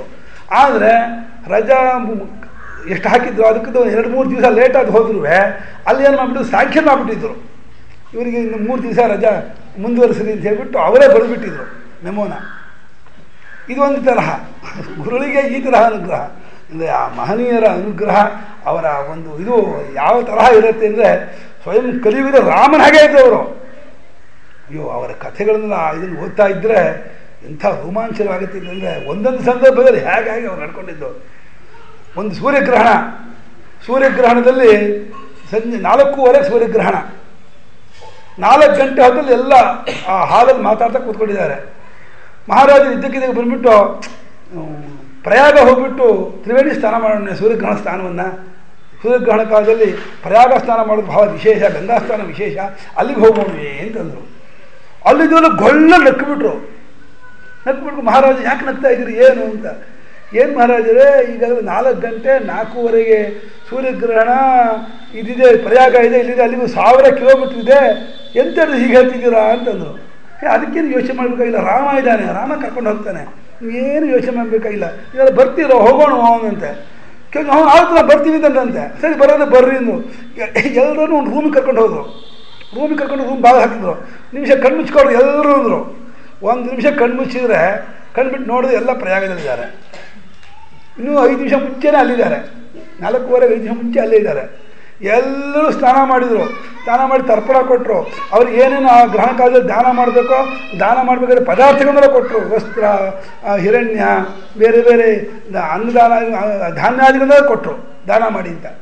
ಎಲ್ಲ ದಾನ ಮಾಡಿದ್ರು, ಎಲ್ಲ ಆಯಿತು. ಗ್ರಹಣ ಕಾಲ ಮುಗಿಯುವರೆಗೂ ಅಲ್ಲೇ ಜಪ ಮಾಡ್ಕೊಂಡಿದ್ದು ಆ ಮರದ ಮೇಲೆ. ಆಯಿತು ಜಂಕರ ಮೋಕ್ಷ ಸ್ಥಾನ ಆಯಿತು, ಇನ್ನು ಹೋಗೋಣವೇ ಅಂತ. ಹೋಗೋಣ ಅಂದರು. ಬನ್ನಿ ಎಲ್ಲ ಒಂದು ಮರದ ಮೇಲೆ ಕೂತ್ಕೊಂಡಿದ್ರು. ಸುತ್ತ ಕೂತ್ಕೊಂಡು ಒಂದು ನಿಮಿಷಕ್ಕೆ ಮುಚ್ಕೊಳ್ರಿ ಅಂತ ಹೇಳಿದರು. ಒಂದು ನಿಮಿಷ ಮುಚ್ಕೊಂಡ್ರೆ ಇನ್ನೊಂದು ನಿಮಿಷ ಬಿಟ್ಟು ನೋಡಿದ್ರೆ ಎಲ್ಲ ಗೊಂದಳಿದ್ದಾರೆ. ಏನು ಪವಾಡ ಅವರು, ಏನು ಶಕ್ತಿ ಅವರು.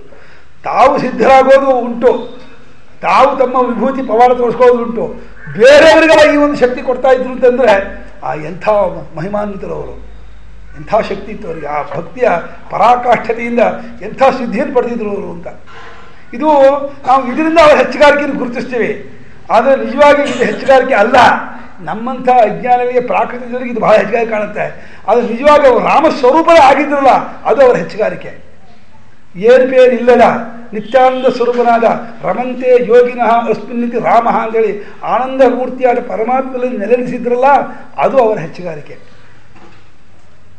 ಅವ್ರು ಹೇಳ್ತಿದ್ರು, ಅಲ್ಲ ಎಲ್ಲ ಬರ್ತಾರೆ ನನ್ನ ಹತ್ರ, ಎಲ್ಲ ಬಂದ್ಬಿಟ್ಟು ಚಿಲ್ಲರೆ ಅಂಗಡಿ ವ್ಯಾಪಾರ ಮಾಡಿ ಹೋಗ್ತಾರೆ. ಏನು ಹೇಳೋಣ, ಇಲ್ಲಿ ಬಂದ್ಬಿಟ್ಟು ಮಹಾರಾಜರೇ ನಮ್ಮ ಮಗನಿಗೆ ಮಕ್ಕಳಾಗಿಲ್ಲ, ನನ್ನ ಮಗಳಿಗೆ ಮಕ್ಕಳಾಗಿಲ್ಲ, ನನ್ನ ಮಗನಿಗೆ ಕೆಲಸ ಸಿಕ್ಕಿಲ್ಲ, ನನ್ನ ಹೆಂಡತಿಗೆ ಆರೋಗ್ಯ ಆಗಿಲ್ಲ, ನಮ್ಮ ಮನೆ ದನ ಕಳೆದು ಹೋಗ್ಬಿಟ್ಟಿದೆ, ನಮ್ಮ ಮನೆ ಎಮ್ಮೆ ಕಳೆದು ಹೋಗ್ಬಿಟ್ಟಿದೆ. ಇದಕ್ಕೆ ಈ ರೀತಿ ಇದಕ್ಕೆ ಬಂದು ಕೇಳ್ತಾರಲ್ಲ.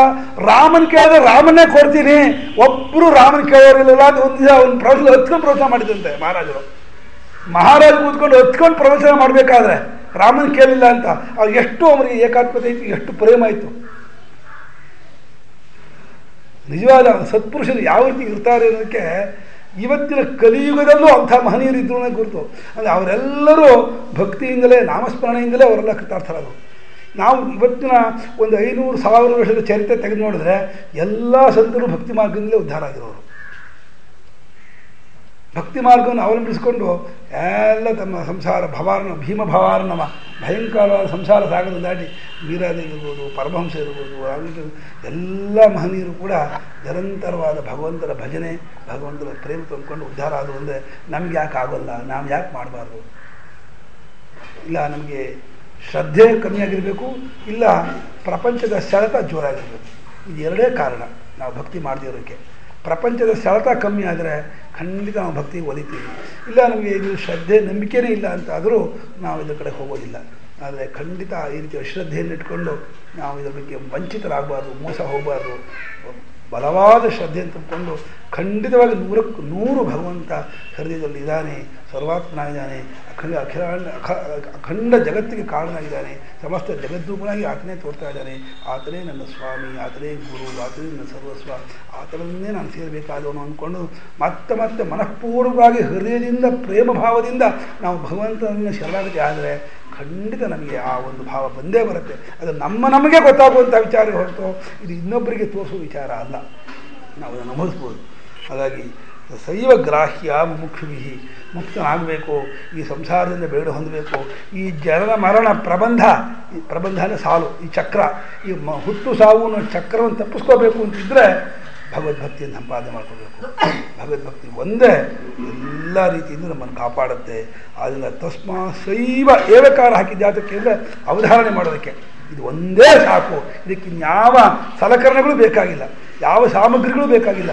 ಪ್ರತಿಯೊಂದಕ್ಕೂ ಅನೇಕ ಸಾಮಗ್ರಿಗಳು ಬೇಕು. ಕರ್ಮ ಮಾಡಬೇಕು ಅಂದ್ಕೊಳ್ಳೇ ದುಡ್ಡು ಬೇಕು, ಜನ ಬೇಕು, ಸಂಭಾರಗಳು ಬೇಕು.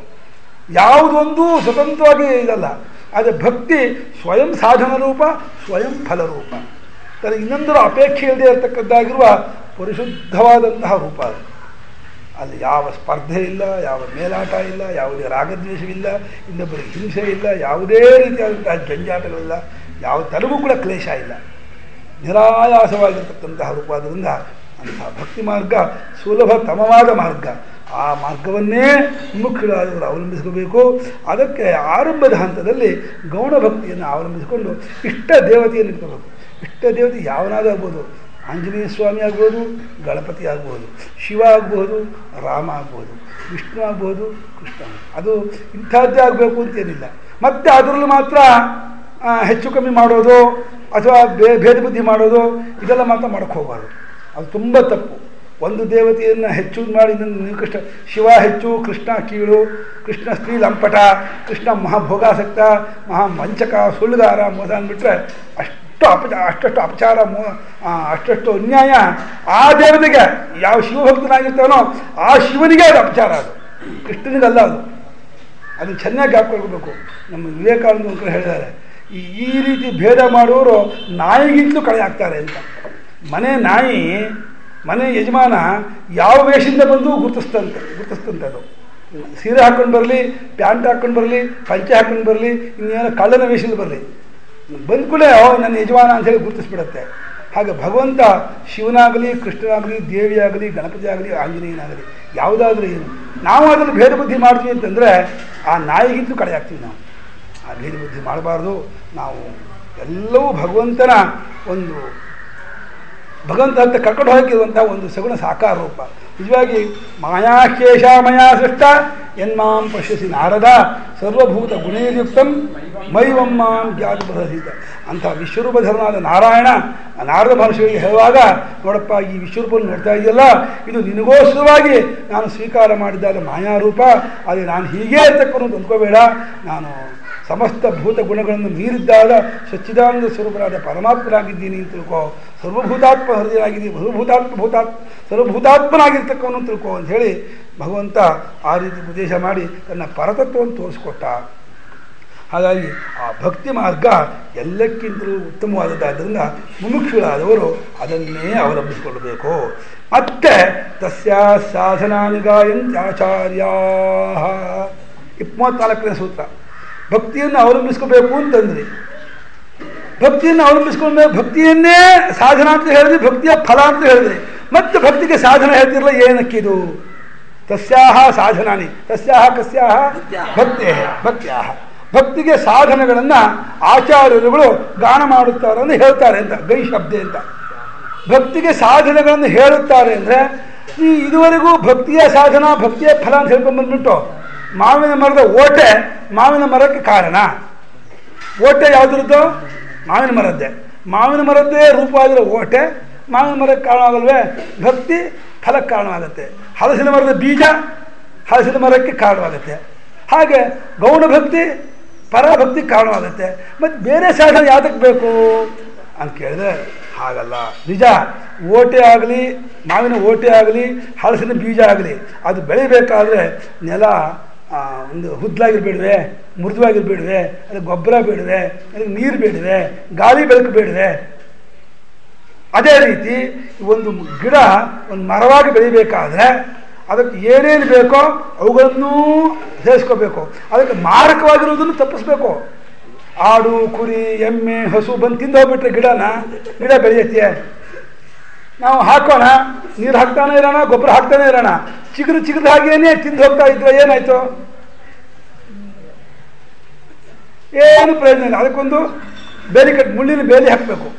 ಮುಳ್ಳಿನ ಬೇಲಿ ಹಾಕಿಬಿಟ್ಟು ಆ ಗಿಡಕ್ಕೆ ಬಾಯಿ ಹಾಕದೇ ಇರೋ ಹಾಗೆ, ಆಡಿಗಾಗಲಿ, ಕುರಿಗಾಗಲಿ, ಹಸುಗಾಗಲಿ ಬಾಯಿ ಹಾಕದೇ ಇರೋ ಹಾಗೇನೆ ಮುಳ್ಳಿನ ಬೇಲಿನ ಕಟ್ಕೋಬೇಕು. ಅದರ ಬುಡದಲ್ಲಿ ಕಳೆ ಬೆಳೆದೇ ಇರೋ ಹಾಗೆ ಕಳೆ ಕಿತ್ತಬೇಕು. ಆಮೇಲೆ ಕಾಲ ತಕ್ಕಂಗೆ ನೀರು ಹಾಕ್ತಾ ಇರಬೇಕು, ಗೊಬ್ಬರ ಹಾಕ್ತಾ ಇರಬೇಕು, ನೆಲವನ್ನು ಹುದ್ಲು ಮಾಡ್ಕೊಡ್ಬೇಕು. ಹುದ್ಲು ಮಾಡೋದು ಏನು ಹೇಳ್ತೀವಿ ಕನ್ನಡದಲ್ಲಿ? ಹುದ್ಲು ಅಲ್ಲ, ಪುಡಿ ಮಾಡಿ ಅದು ಲೂಸ್ ಮಾಡ್ಕೊಡ್ಬೇಕು ಆ ಜಾಗವನ್ನು. ಹಾಂ, ಅದು ಬೇರು ಬಿಟ್ಕೊಳ್ಳೋಕೆ ಅನುಕೂಲವಾಗತ್ತೆ. ಹದ ಮಾಡೋದಾ? ಹಾಂ, ನೆಲವನ್ನು ಹದ ಮಾಡ್ಕೊಡ್ಬೇಕು. ಹಾಗಿದ್ದಾಗ ಒಳ್ಳೆ ಹುಲಸಾಗಿ ಬೆಳೆಯುತ್ತೆ, ಹೆಮ್ಮರವಾಗಿ ಬೆಳೆಯುತ್ತೆ. ಅದೇ ರೀತಿ ಈ ಭಕ್ತಿ ಸ್ವಯಂ ಸಾಧನ ರೂಪವಾಗಿ ಸ್ವಯಂ ಫಲರೂಪವಾಗುವುದಾದರೂ ಕೂಡ ಅದಕ್ಕೆ ಬೇರೆ ಸಾಧನ ಬೇಕಾಗತ್ತೆ. ಬೇರೆ ಸಾಧನೆ ಅಂದರೆ ಅದನ್ನು ಮುಂದೆ ಹೇಳ್ತಾರೆ, ಯಾವುದು? ತತ್ತು ವಿಷಯತ್ಯಾಗಾತ್ ಸಂಗತ್ಯಾಗಾಚ್ಚ. ಈ ವಿಷಯ ಚಿಂತನೆ, ವಿಷಯಾಸಕ್ತಿ ಎನ್ನುವಂತಹ ಆಡು, ಕುರಿ, ಮೇಕೆ, ಆಡು, ಕುರಿ, ದನ, ಎಮ್ಮೆ ಅನ್ನೋದು ತಿಂದುಬಿಡುತ್ತೆ ಭಕ್ತಿನ. ಅಲ್ಲೇ ಭಕ್ತಿ ಅನ್ನೋ ಗಿಡವನ್ನು ವಿಷಯಾಸಕ್ತಿ ಅನ್ನುವಂಥ ಆಡು, ಕುರಿ, ಎಮ್ಮೆಗಳು ಬಂದು ತಿಂದುಬಿಟ್ರೆ ಭಕ್ತಿ ಹೆಂಗೆ ಬೆಳ್ಕೊಳುತ್ತೆ? ಅದಕ್ಕೆ ಮುಂಚೆ ಪರಮಾತ್ಮನಲ್ಲಿ ಪ್ರೇಮ ಇಡೋದನ್ನು ಆರಂಭ ಮಾಡುವಾಗ ಅದಕ್ಕೆ ಪ್ಯಾರಲಲ್ ಆಗಿ ವಿಷಯಾಸಕ್ತಿಯನ್ನು ಕಮ್ಮಿ ಮಾಡ್ಕೋಬೇಕು. ಎಲ್ಲದರಲ್ಲೂ ಸಂಘವನ್ನು ಕಮ್ಮಿ ಮಾಡ್ಕೋಬೇಕು. ಆತ್ಮಾತ್ಮಜಾಪ್ತ ಗ್ರಹವಿತ್ತ ಜನೇಶು ಸಕ್ತೈ ನಿಷ್ಪ್ರಾಪಣಾಯ ಗುಣಸಂಗ ವಿವರ್ಜಿತಾಯ ಮುಕ್ತಾತ್ಮಭಿಸ್ವಹೃದಯೇ ಪರಿಭಾವಿತಾಯ ಜ್ಞಾನಾತ್ಮನೇ ಭಗವತೆ ನಮ ಈಶ್ವರಾಯ. ಗಜೇಂದ್ರ ಮುಖ್ಯದಲ್ಲಿ ಆತ್ಮ ಅಂದರೆ ಶರೀರ, ಆತ್ಮಜ ಅಂದರೆ ಮಗ, ಆಪ್ತ ಅಂದರೆ ಗೆಳೆಯ, ವಿತ್ತ ಅಂದರೆ ಧನ. ಆತ್ಮಾತ್ಮಜಾಪ್ತ ಗೃಹ ವಿತ್ತ, ಮನೆ, ಸಂಪತ್ತು, ಇವುಗಳಲ್ಲಿ ಆಸಕ್ತರಾದವರಿಗೆ ಪರಮಾತ್ಮ ದೂರ ಅಂತೆ. ಸರಿ, ಅಂಟ್ಕೊಂಡಿದ್ದೀರ, ಅಂಟ್ಕೋ ಇರು, ನಾನು ಯಾತಕ್ಕೆ ಬರಬೇಕು ನಿನ್ನ ಹತ್ರ? ಆ ದ್ರೌಪದಿ ದುಶ್ಯಾಸನ ಎಳಿತಾ ಇದ್ರೆ, ಸೀರೆ ಎಳಿತಾ ಇದ್ರೆ ಅವರು ಕೈ ಬಲ ಹಿಡ್ಕೊಂಡು, ಪಾಪ ಈಕೆ ಹೆಂಗಸು, ಆತ ಕ್ಷತ್ರಿಯ ವೀರ, ಆತನ ಮುಂದೆ ಈಕೆ ಸಾಮರ್ಥ್ಯ ನಡೆಯುತ್ತೆ, ಜೋರಾಗಿ ಹೇಳ್ತಾ ಇದ್ದು, ಅದು ಬಲವಾಗಿ ಹಲ್ಲು ಕಚ್ಕೊಂಡಿದ್ದು. ಆದರೂ ಕೂಡ ಅವನು ಎಳೆ ಬಿಡಲಿಲ್ಲ. ಅಲ್ಲಿವರೆಗೂ ಪರಮಾತ್ಮ ಬರಲಿಲ್ಲ. ಯಾವಾಗ ಅವಳಿಗೆ ಅರ್ಥ ಆಯ್ತೋ ಇನ್ನು ನನ್ನ ನಡೆಯೋದಿಲ್ಲ, ಕೃಷ್ಣ ಪರಮಾತ್ಮ ಅಂತ ಹೇಳಿ ಆತತೆಯಿಂದ ಕೂತ್ಕೊಳ್ಳೆ ಬಂದ್ಬಿಟ್ಟ ಪರಮಾತ್ಮ. ಬಂದ್ಬಿಟ್ಟು ಮಾನ ರಕ್ಷಣೆ ಮಾಡಿಕೊಟ್ಟ, ಅವಳ ಬದುಕಿಸ್ಕೊಟ್ಟ. ಈಗ ಎಂಥ ಅನಾಹುತ ಆಗ್ಬಿಡ್ತಿತ್ತು. ಆ ಪರಮಾತ್ಮನ ವ್ಯಾಪಿಸ್ಕೊಳ್ದೆ ಹೋಗಿದ್ರೆ, ಆ ಭಗವಂತ ಅವನ ರಕ್ಷಣೆ ಕೊಡದೆ ಹೋಗಿದ್ರೆ ಕಲ್ಪಿಸ್ಕೊಳಕ್ಕಾಗುತ್ತೆ ಆ ಅನಾಹುತನ. ಯಾರಿಗಾದ್ರೂ ಅಂಥ ಒಂದು ಅನಾಹುತ ಆಗತ್ತೆ ಅಂದರೆ ಕಲ್ಪಿಸ್ಕೊಳಕ್ಕಾಗುತ್ತೆ ಅದು. ಅಂದರೆ ಎಲ್ಲಿವರೆಗೂ ಭಗವಂತ ಬರಲಿಲ್ಲ ಅಂದರೆ ನೀನು ಹಿಡ್ಕೊಂಡಿದ್ಯಲ್ಲ, ಸರಿ ಹಿಡ್ಕೋ, ನಾನಾಗಿ ಬರಬೇಕು. ಕಚ್ಕೊಂಡಿದ್ದು ಸೀರೆನ ಕಚ್ಕೊಂಡಿದ್ಯಲ್ಲ, ನಾನಾಗಿ ಬರಬೇಕು ಅಂತ ಬರಲಿಲ್ಲ ಅಲ್ಲಿವರೆಗೂ. ಯಾವಾಗ ಕೃಷ್ಣ ಅಂತ ಕೂಕೊಂಡ್ಬಿಟ್ಲೋ, ಆರ್ತತೆಯಿಂದ ಕೂಕೊಂಡ್ಬಿಟ್ಲೋ, ಭಗವಂತ ತೋಕೊಂಡ್ಬಿಟ್ಟ. ಒಂದು ನಿಮಿಷ ಮಾತ್ರಕ್ಕೆ ಆ ಮಾನ ಸಂರಕ್ಷಣೆ ಮಾಡ್ಕೊಳ್ತಾ. ಹಾಗೆ ಭಗವಂತ ಎಲ್ಲಿವರೆಗೆ ಪರೀಕ್ಷೆ ಮಾಡ್ತಾನೆ ಅಂದರೆ, ನಾವು ಯಾರು ಬೇಕಾದರೂ ಮೋಸ ಮಾಡ್ಬೋದು. ನನಗೇನು ಹೆಂಡತಿ ಮೇಲೆ ಪ್ರೀತಿ ಇಲ್ಲ, ಮನೆ ಮೇಲೆ ಪ್ರೀತಿ ಇಲ್ಲ, ದುಡ್ಡಿನ ಮೇಲೆ ಪ್ರೀತಿ ಇಲ್ಲ, ಯಾವುದೂ ಇಲ್ಲ, ಸುಮ್ಮನೆ ಇಟ್ಕೊಂಡಿದ್ದೀನಿ ಅಷ್ಟೇ ಅಂತಂದರೆ ನನಗೂ ಅನ್ಬೋದು, ನಾನು ಒಪ್ಕೊಂಡ್ಬಿಡ್ಬೋದು. ಭಗವಂತ ಒಪ್ತಾನ? ನಾನು ಆಯ್ತು ಸ್ವಾಮಿ, ನೀವು ದೊಡ್ಡವರು, ನಾ ಕೈ ನನಗೇನಾಗಬೇಕಾಗಿದೆ, ನೀವು ಬಿಟ್ಟಿದ್ದೀವಿ ಅಂತ ಒಪ್ಕೊಂಡ್ರೆ ಅದು ನೀವು ದೊಡ್ಡವ್ರನ್ನ ಕೈ ಮುಂದೆ ನಾನು ಹೊರಟೋಗ್ತೀನಿ. ನನಗೆ ನೀವು ಬಿಟ್ಟಿದ್ರು ಬಿಡದೆ ಹೋದ್ರು ನನಗೇನು ಆಗಬೇಕಾಗಿಲ್ಲ. ಆದರೆ ನಿಜವಾಗಿ ವಂಚಿತರಾಗೋರು ನೀವು, ನಾನು, ನೀವು ತಾನೆ. ನಿಜವಾಗಿ ಸುಳ್ಳು ನೀವು ಬಿಡದೇನೆ ಸುಳ್ಳು ಹೇಳ್ತಾ ಬಿಟ್ಟಿದ್ದೀನಿ ಅಂದ್ಕೊಂಡ್ಬಿಟ್ರೆ ಅದು ಭಗವಂತನಿಗೆ ಗೊತ್ತಾಗಲ್ವೇ? ಅವನು ಹೃದಯಕ್ಕೆ ಸಾಕ್ಷಿ, ಅವನು ನಿಮ್ಮ ಬುದ್ಧಿಗೆ ಸಾಕ್ಷಿಯಾಗಿ ಚೈತನ್ಯ ಬೆಳಗ್ತಾ ಇರುವವನಿಗೆ ಮೋಸ ಮಾಡೋಕ್ಕಾಗುತ್ತೆ? ಅದರಲ್ಲಿ ಯಾರ್ಯಾರು ನೋಡ್ತಾರೆ ಅಂತ ಧರ್ಮ ಇದನ್ನು, ಮನುಷ್ಯನ ವೃತ್ತವನ್ನು. ಹಾಂ, ಶ್ಲೋಕ ಆರಂಭ ಇದೆ ಅಲ್ಪ, ಶ್ಲೋಕ ಇದೆ. ಅಂದರೆ ಮನುಷ್ಯನ ನಡವಳಿಕೆಯನ್ನು ಸೂರ್ಯಚಂದ್ರ ನೋಡ್ತಾರೆ, ಕಾಲಪುರುಷ ನೋಡ್ತಾನೆ, ಧರ್ಮಪುರುಷ ನೋಡ್ತಾನೆ. ಕೊನೆಗೆ ಇವರೆಲ್ಲರಿಗೂ ರಾತ್ರಿ ಹೊತ್ತಲ್ಲಿ ಅಧರ್ಮ ಮಾಡ್ತೀನಿ ಸೂರ್ಯ ಅಂತ ನೋಡ್ತಾನೆ, ಹಗಲು ಹೊತ್ತಲ್ಲಿ ಅಧರ್ಮ ಮಾಡ್ತೀನಿ ಚಂದ್ರ ಇಲ್ಲಿ ನೋಡ್ತಾನೆ. ಯಾರಿಗೂ ಗೊತ್ತಿದೆ, ಬೆಚ್ಚಿಟ್ಕೊಂಡು ರೂಮಲ್ಲಿ ಅನ್ಯಾಯ ಮಾಡ್ತೀನಿ ಅಂದರೆ ಯಾರಿಗೆ ಗೊತ್ತಾಗುತ್ತೆ ಅಂದ್ಬಿಡ್ಬೋದು. ಪರಮಾತ್ಮನಿಗೆ ಗೊತ್ತಾಗದೇ ಇರೋಕ್ಕಾಗತ್ತಾ? ಅವನಿಗೆ ಮೋಸ ಮಾಡ್ತೀರಾ? ಯಾವ ಕಾರಣಕ್ಕೂ ಮೋಸ ಮಾಡೋಕ್ಕಾಗ ಸಾಧ್ಯವೇ ಇಲ್ಲ. ಯಾಕೆಂದರೆ ಕಾಲ ದೇಶಗಳಿಗೂ ಅವಸ್ಥೆಗಳಿಗೂ ಕರಣಗಳಿಗೂ ಬುದ್ಧಿಗೂ ಹೃದಯಕ್ಕೂ ಸಾಕ್ಷಿಯಾಗಿರುವ ಪರಮಾತ್ಮನ ಅಸಾನ್ನಿಧ್ಯತೆಯನ್ನು ಇಲ್ಲವೇ ಇಲ್ಲ. ಎಲ್ಲಿಲ್ಲ ಆತ? ಸಮಸ್ತ ಅಡು ರೇಣು ತಿಲ ಕಾಷ್ಠಗಳೆಲ್ಲ ಪರಿಪೂರ್ಣವಾಗಿ ತುಂಬಿರುವ ಚರಾಚರ ಜಗತ್ತನ್ನೆಲ್ಲ ಪರಿಪೂರ್ಣವಾಗಿ ತುಂಬಿಕೊಂಡಂತಹ ಭಗವಂತನಿಗೆ ಮೋಸ ಮಾಡ್ತೀನಿ, ವಂಚನೆ ಮಾಡ್ತೀನಿ ಅಂದರೆ ಸಾಧ್ಯವೇ? ಖಂಡಿತ ಆಗೋದಿಲ್ಲ. ಹಾಗಾಗಿ ಆ ಭಗವಂತ ಹೇಗೆ ಮಹಾರಾಜ ಪಕ್ಕದಲ್ಲಿದ್ದಾನೆ ಅಂದ್ಕೊಂಡು ಆ ಆಳುಗಳು ಸೇವಕರು ಎಷ್ಟು ಗಂಭೀರದಿಂದ ವಿನಯದಿಂದ ಮಾತಾಡಿ ಚಾಚು ತಪ್ಪದೇನೆ ಮಾತಾಡ್ದೇನೆ ಕೆಲಸ ಮಾಡ್ತಿರ್ತಾರೋ ಆ ರೀತಿ ಭಗವಂತ ನನ್ನ ಹಿಂದಿದ್ದಾನೆ, ನನ್ನನ್ನು ನೋಡ್ತಿದ್ದಾನೆ ಅಂದ್ಕೊಂಡು ಯಾವುದೇ ಅಧರ್ಮದಲ್ಲೂ ತೊಡಗದೆ ಆತನ ಉಪದೇಶ ಮಾಡಿದ ಮಾರ್ಗದಲ್ಲಿಯೇ ತೊಡೀತಾ ಇದ್ದರೆ ಭಗವಂತ ಶಬಾಷ್ ಬೆಲೆ ತರ್ತಾನೆ. ಅದನ್ನೇ ನಿಜವಾಗಿ ನೀನು ಹುಟ್ಟಿದ್ದಕ್ಕೆ ಸಾರ್ಥಕ ಹಾಕೋಣ, ನೀನು ನಿಜವಾಗಿ ಸರಿಯಾಗಿ ನಡ್ಕೊಂಡೆ ಅಂಥೇಳಿ ಭಗವಂತ ಅಂತ ಬೆನ್ನು ತಟ್ಟಿಸ್ಕೋತಾನೆ. ಯಾವಾಗ ಒಂದೇ ಒಂದು ಅನ್ಯಾಯ ಅಧರ್ಮವನ್ನು ಮಾಡದೆ ಶಾಸ್ತ್ರೋಕ್ತ ಮಾರ್ಗದಲ್ಲಿಯೇ ಸತ್ಪುರುಷರು ಒಪ್ಪುವಂತಹ ಮಾರ್ಗದಲ್ಲಿಯೇ ನಡ್ಕೊಳ್ತಾ ಇದ್ದರೆ ಆತ ತುದಿ ಮುಡ್ತಾನೆ. ಹಾಗಾಗಿ ತತ್ತು ಅಂದರೆ ಅದು ತತ್ಶಬ್ದದಿಂದ ಆ ತತ್ ಸಾಧನಂ ಅಂತ ಮಾಡ್ಕೋಬೇಕಾಗುತ್ತೆ. ಸ್ವಾಮಿ ತತ್ ಪ್ರೇಮ ಅಂತ ಇರಬಹುದು ಅಂತ ತೋರುತ್ತದೆ ಬರೆದಿದ್ದಾರೆ. ಅದು ಎಂಬ ನಪುಂಸಕಲಿಂಗವನ್ನು ಪ್ರಯೋಗಿಸಿದೆ ಎಂದು ತತ್ತು ಅದು ಎಂಬ ಅಲ್ಲ ತಸ್ಯಾ ಸಾಧನಾನಿ ಉಚ್ಯಂತೆ ಅಂತ ಈಗ ತಾನೆ ಹೇಳೋದ್ರಿಂದ ತತ್ ಸಾಧನಂ ಅಂತ ಮಾಡ್ಕೋಬಹುದು ನಾವು. ಇದು ತಪ್ಪೇನಾಗಲ್ಲ. ತತ್ ಪ್ರೇಮ ತತ್ ಸಾಧನಂ. ಹಾಂ, ತಸ್ಯಾಹ ಭಕ್ತೇ ಸಾಧನಂ ಉಚ್ಯಂತೆ.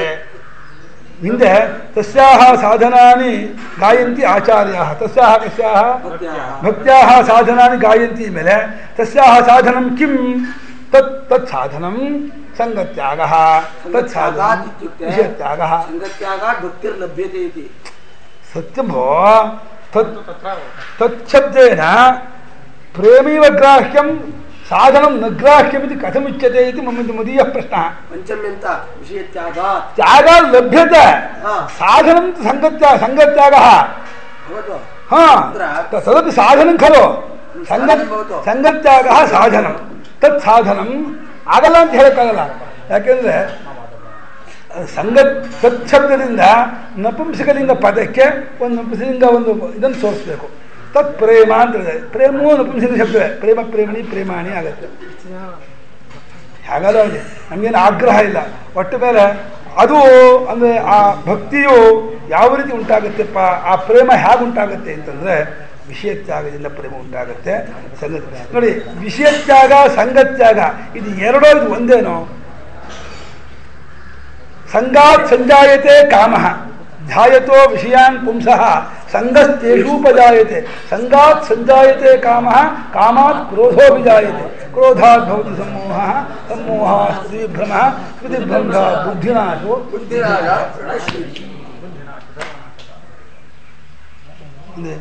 ವಿಷಯ ಚಿಂತನೆ ಇದೆಯಲ್ಲ, ವಿಷಯಗಳನ್ನು ಆಲೋಚನೆ ಮಾಡೋದು. ಕಾಮ ಜಾನಾಮಿತೆ ಮೂಲಂ ಸಂಕಲ್ಪಾಚಾರ ಜಾಯಸೆ ನತ್ವಾಂ ಸಂಕಲ್ಪಯಿಷ್ಯಾಮಿ ತೇನ ಮೇನ ಭವಿಷ್ಯತಿ. ಏ ಕಾಮ, ನಿನ್ನ ಮೂಲ ನನಗೆ ಗೊತ್ತು ಕಣ, ನೀನು ಹೇಗೆ ಬರ್ತೀಯ ಅಂತ ಗೊತ್ತು. ನಿನ್ನ ವಿಷಯ ಚಿಂತನೆ ಮಾಡೋದ್ರಿಂದ ನೀನು ಎದ್ಗೋತೀಯ ಅಲ್ವೇ, ಒಂದು ಕೆಲಸ ಮಾಡ್ತೀನಿ, ನಿನ್ನ ಮುಂದಕ್ಕೆ ವಿಷಯ ಚಿಂತನೆಯೇ ಮಾಡೋಲ್ಲ, ಬಾ ನೋಡೋಣ ಹೆಂಗೆ ಬರ್ತೀಯ ಅಂತ.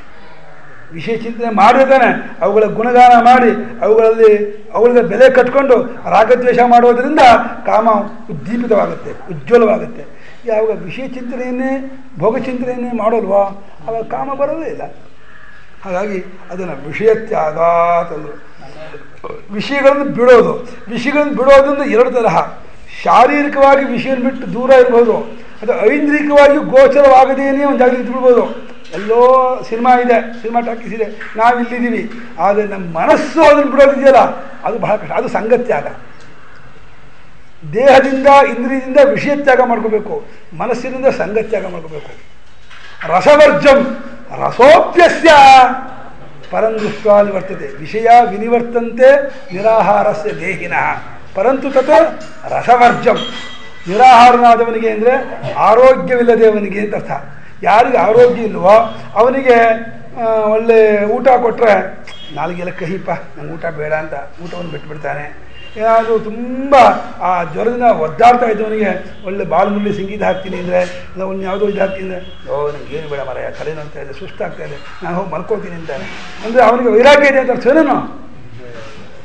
ಅಲ್ಲಿ ಅದರಲ್ಲಿ ಅಭಿರುಚಿ ಹೋಗಿಲ್ಲ, ಕೇವಲ ವಿಷಯವನ್ನು ಮಾತ್ರ ಬಿಟ್ಟಿದ್ದಾನೆ. ಅದು ತಾತ್ಕಾಲಿಕವಾಗಿ ವಿಷಯ ಸಂಬಂಧವನ್ನು ಬಿಟ್ಕೊಂಡಿದ್ದಾನೆ ಹೊರತು ಶಾರೀರಿಕತೆಯ ಅನಾರೋಗ್ಯತೆಯಿಂದ ವಿಷಯ ಸಂಬಂಧವನ್ನು ಬಿಟ್ಕೊಂಡಿದ್ದಾನೆ. ಆದರೆ ರಸ ಇದೆ, ಆ ಹಲ್ಲಿನ ಇದಕ್ಕೆ ಇಳ್ಕೊಂಡಿದೆ ಆ ರಸ, ಅದು ಆರೋಗ್ಯ ಬದುಕೊಳ್ಳೇನೆ ಮತ್ತೆ ಉದ್ದೀಪಿತವಾಗುತ್ತೆ. ರಸೋಪಿ ಆ ವಿಷಯಾಸಕ್ತಿಯೂ ಕೂಡ ಯಾವಾಗ ಹೋಗುತ್ತೆ? ಪರಂ ದೃಷ್ಟ ಪರಮಾತ್ಮನ ಕಂಡ್ಕೊಂಡು ಬಿಟ್ಟ ಅಂದರೆ ಆ ರಸವು ಹೊರಟೋಗ್ಬಿಡುತ್ತೆ. ಆದರೆ ಆ ಪರಮಾತ್ಮನ ಕಂಡ್ಕೋಬೇಕಾದ್ರೆ ರಸವನ್ನು ಬಿಟ್ಟಿರಬೇಕು. ರಸವನ್ನು ಬಿಡೋದಕ್ಕೆ ಸಂಗತ್ಯಾಗ ಮಾಡಬೇಕು. ಸಂಗತ್ಯಾಗ ಆಗಬೇಕಾದ್ರೆ ವಿಷಯತ್ಯಾಗ ಆಗಬೇಕು. ಮೊದಲು ಆದಷ್ಟು ಆರಂಭದ ಹಂತದಲ್ಲಿ ಯಾವುದು ನಮ್ಮನ್ನು ಎಳೆಯುತ್ತೋ ಅಂಥವಿಂದ ದೂರ ಇರೋದು ಬೆಸ್ಟು. ಆ ಸಾಧನೆ ಹೇಳಬೇಕಾದ್ರೂ ಮುಂಚೆ ಪ್ರತೀಕಾರ ಮಾಡಿ ವಿಷಯದಲ್ಲಿ. ಅಂದರೆ ಯಾವುದು ಚೆನ್ನಾಗಿದೆ ನಮಗೆ ಇಂದ್ರಿಯಕ್ಕೆ ತೋರುತ್ತೋ ಅದು ಚೆನ್ನಾಗಿಲ್ಲ ಕೊಳಕು ಕೆಟ್ಟದು ಅಂತ ಹೇಳಿಬಿಟ್ಟು ಅದರ ಮೇಲೆ ದೋಷವನ್ನು ನೋಡೋದನ್ನು ಅಭ್ಯಾಸ ಮಾಡಿ. ಹೀಗೆ ಹತ್ತಿ ಹಣ್ಣು ನೋಡೋಕ್ಕೆ ಸುಂದರ ಕಂಡ್ರೂ ಕೂಡ ಬಿಚ್ಚಿ ನೋಡಿದ್ರೆ ಹುಳ ಇರುತ್ತದೆಯೋ, ಅದೇ ರೀತಿ ಯಾವ ರೂಪ ಯಾವ ವಿಷಯ ನಮ್ಮನ್ನು ಎಳೆಯುತ್ತೋ ಅದರಲ್ಲಿ ದೋಷವನ್ನು ಕಾಣೋದನ್ನು ಅಭ್ಯಾಸ ಮಾಡಿದರೆ ಅವಾಗ ನಮ್ಮ ಮನಸ್ಸನ್ನು ಎಳೆಯೋದನ್ನು ಬಿಡುತ್ತೆ.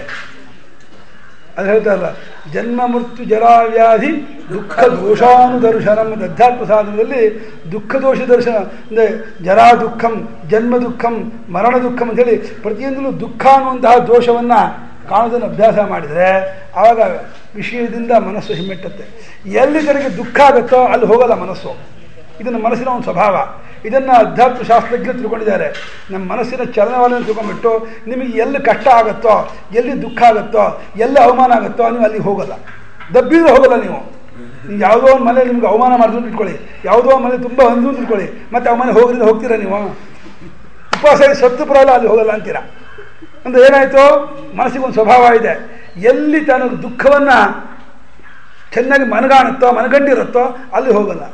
ಅಂದಮೇಲೆ ಇಲ್ಲೂ ದುಃಖವನ್ನು ಮನಗಂಡ ಅಂತಂದರೆ ವಿಷಯದಲ್ಲಿ ಇನ್ನು ವಿಷಯ ಕಡೆ ಹೋಗಲ್ಲ. ಯಾವ ವಿಷಯ ಕಡೆ ಹೋಗ್ತಾ ಇರ್ತಾನೋ ದುಃಖವನ್ನು ಮನಗಂಡಿಲ್ಲ, ದೋಷವನ್ನು ಮನಗಂಡಿಲ್ಲ, ಅದು ಸುಖ ಸಿಗತ್ತೆ ಎನ್ನುವಂತಹ ಒಂದು ಹಂಬಲಿಕೆ ಇದೆ. ತಡಕಾಡ್ತಾ ಇದ್ದಾನೆ, ಕೆದಕ್ತಾ ಇದ್ದಾನೆ. ಕೋಳಿ ಹಾಗೆ ಆ ಕ್ರಿಮಿಗಾಗಿ ಕಾಲಲ್ಲಿ ಕೆದಕತ್ತ ಮಣ್ಣನ್ನು, ಹಾಗೆ ಇಂದ್ರಿಯಗಳಿಂದ ಎಲ್ಲಿ ವಿಷಯ ಸುಖ ಇದೆ ಅಂತ ಕೆದಕಿ ನೋಡ್ತಾನೆ. ಈ ಬೀಗದ ಕೈಯನ್ನು ಸೂಜಿನ ಕೆಡ್ಕೊಂಡ್ಬಿಟ್ರೆ ಆ ಮಣ್ಣನ್ನೆಲ್ಲ ಕೆದಕಿ ಹುಡುಕಲ್ವೇ, ಎಲ್ಲಿದೆ ಸೂಜಿ, ಎಲ್ಲಿದೆ ಬೀಗದ ಕೈ ನೋಡಲ್ವೇ? ಆ ರೀತಿ ಇಂದ್ರಿಯಗಳು ಏನು ಮಾಡುತ್ತವೆ ಅಂದರೆ ಪ್ರಪಂಚದ ಸುಖವನ್ನು ತಡಕಾಡುತ್ತೆ. ಅದು ಪಾಪ ಅದಕ್ಕೆ ಗೊತ್ತಿಲ್ಲ ಸುಖ ಇಲ್ಲ ಅಂತ, ಅಲ್ಲಿ ಹೋಗಿ ಸಿಗಾಕೊಂಡ್ಬಿಡುತ್ತೆ. ಅದು ಏನು ಯಾವಾಗಲೂ ಏನೋ ಒಂದು ಪುಣ್ಯವಶಾತ್ ಯಾವುದೋ ಒಂದು ವಿಷಯ ನಿಮಿತ್ತದಿಂದ ಒಂದು ಸುಖದ ಆಭಾಸ ಆಗಿದ್ದರೆ ಅದರಿಂದ ಮೋಸ ಹೋಗ್ಬಿಡುತ್ತೆ, ಅದು ಸುಖ ಇದೆ ಅಂದ್ಕೊಂಡ್ಬಿಡ್ತಾನೆ. ಅದು ಸುಖ ಇರಲ್ಲ.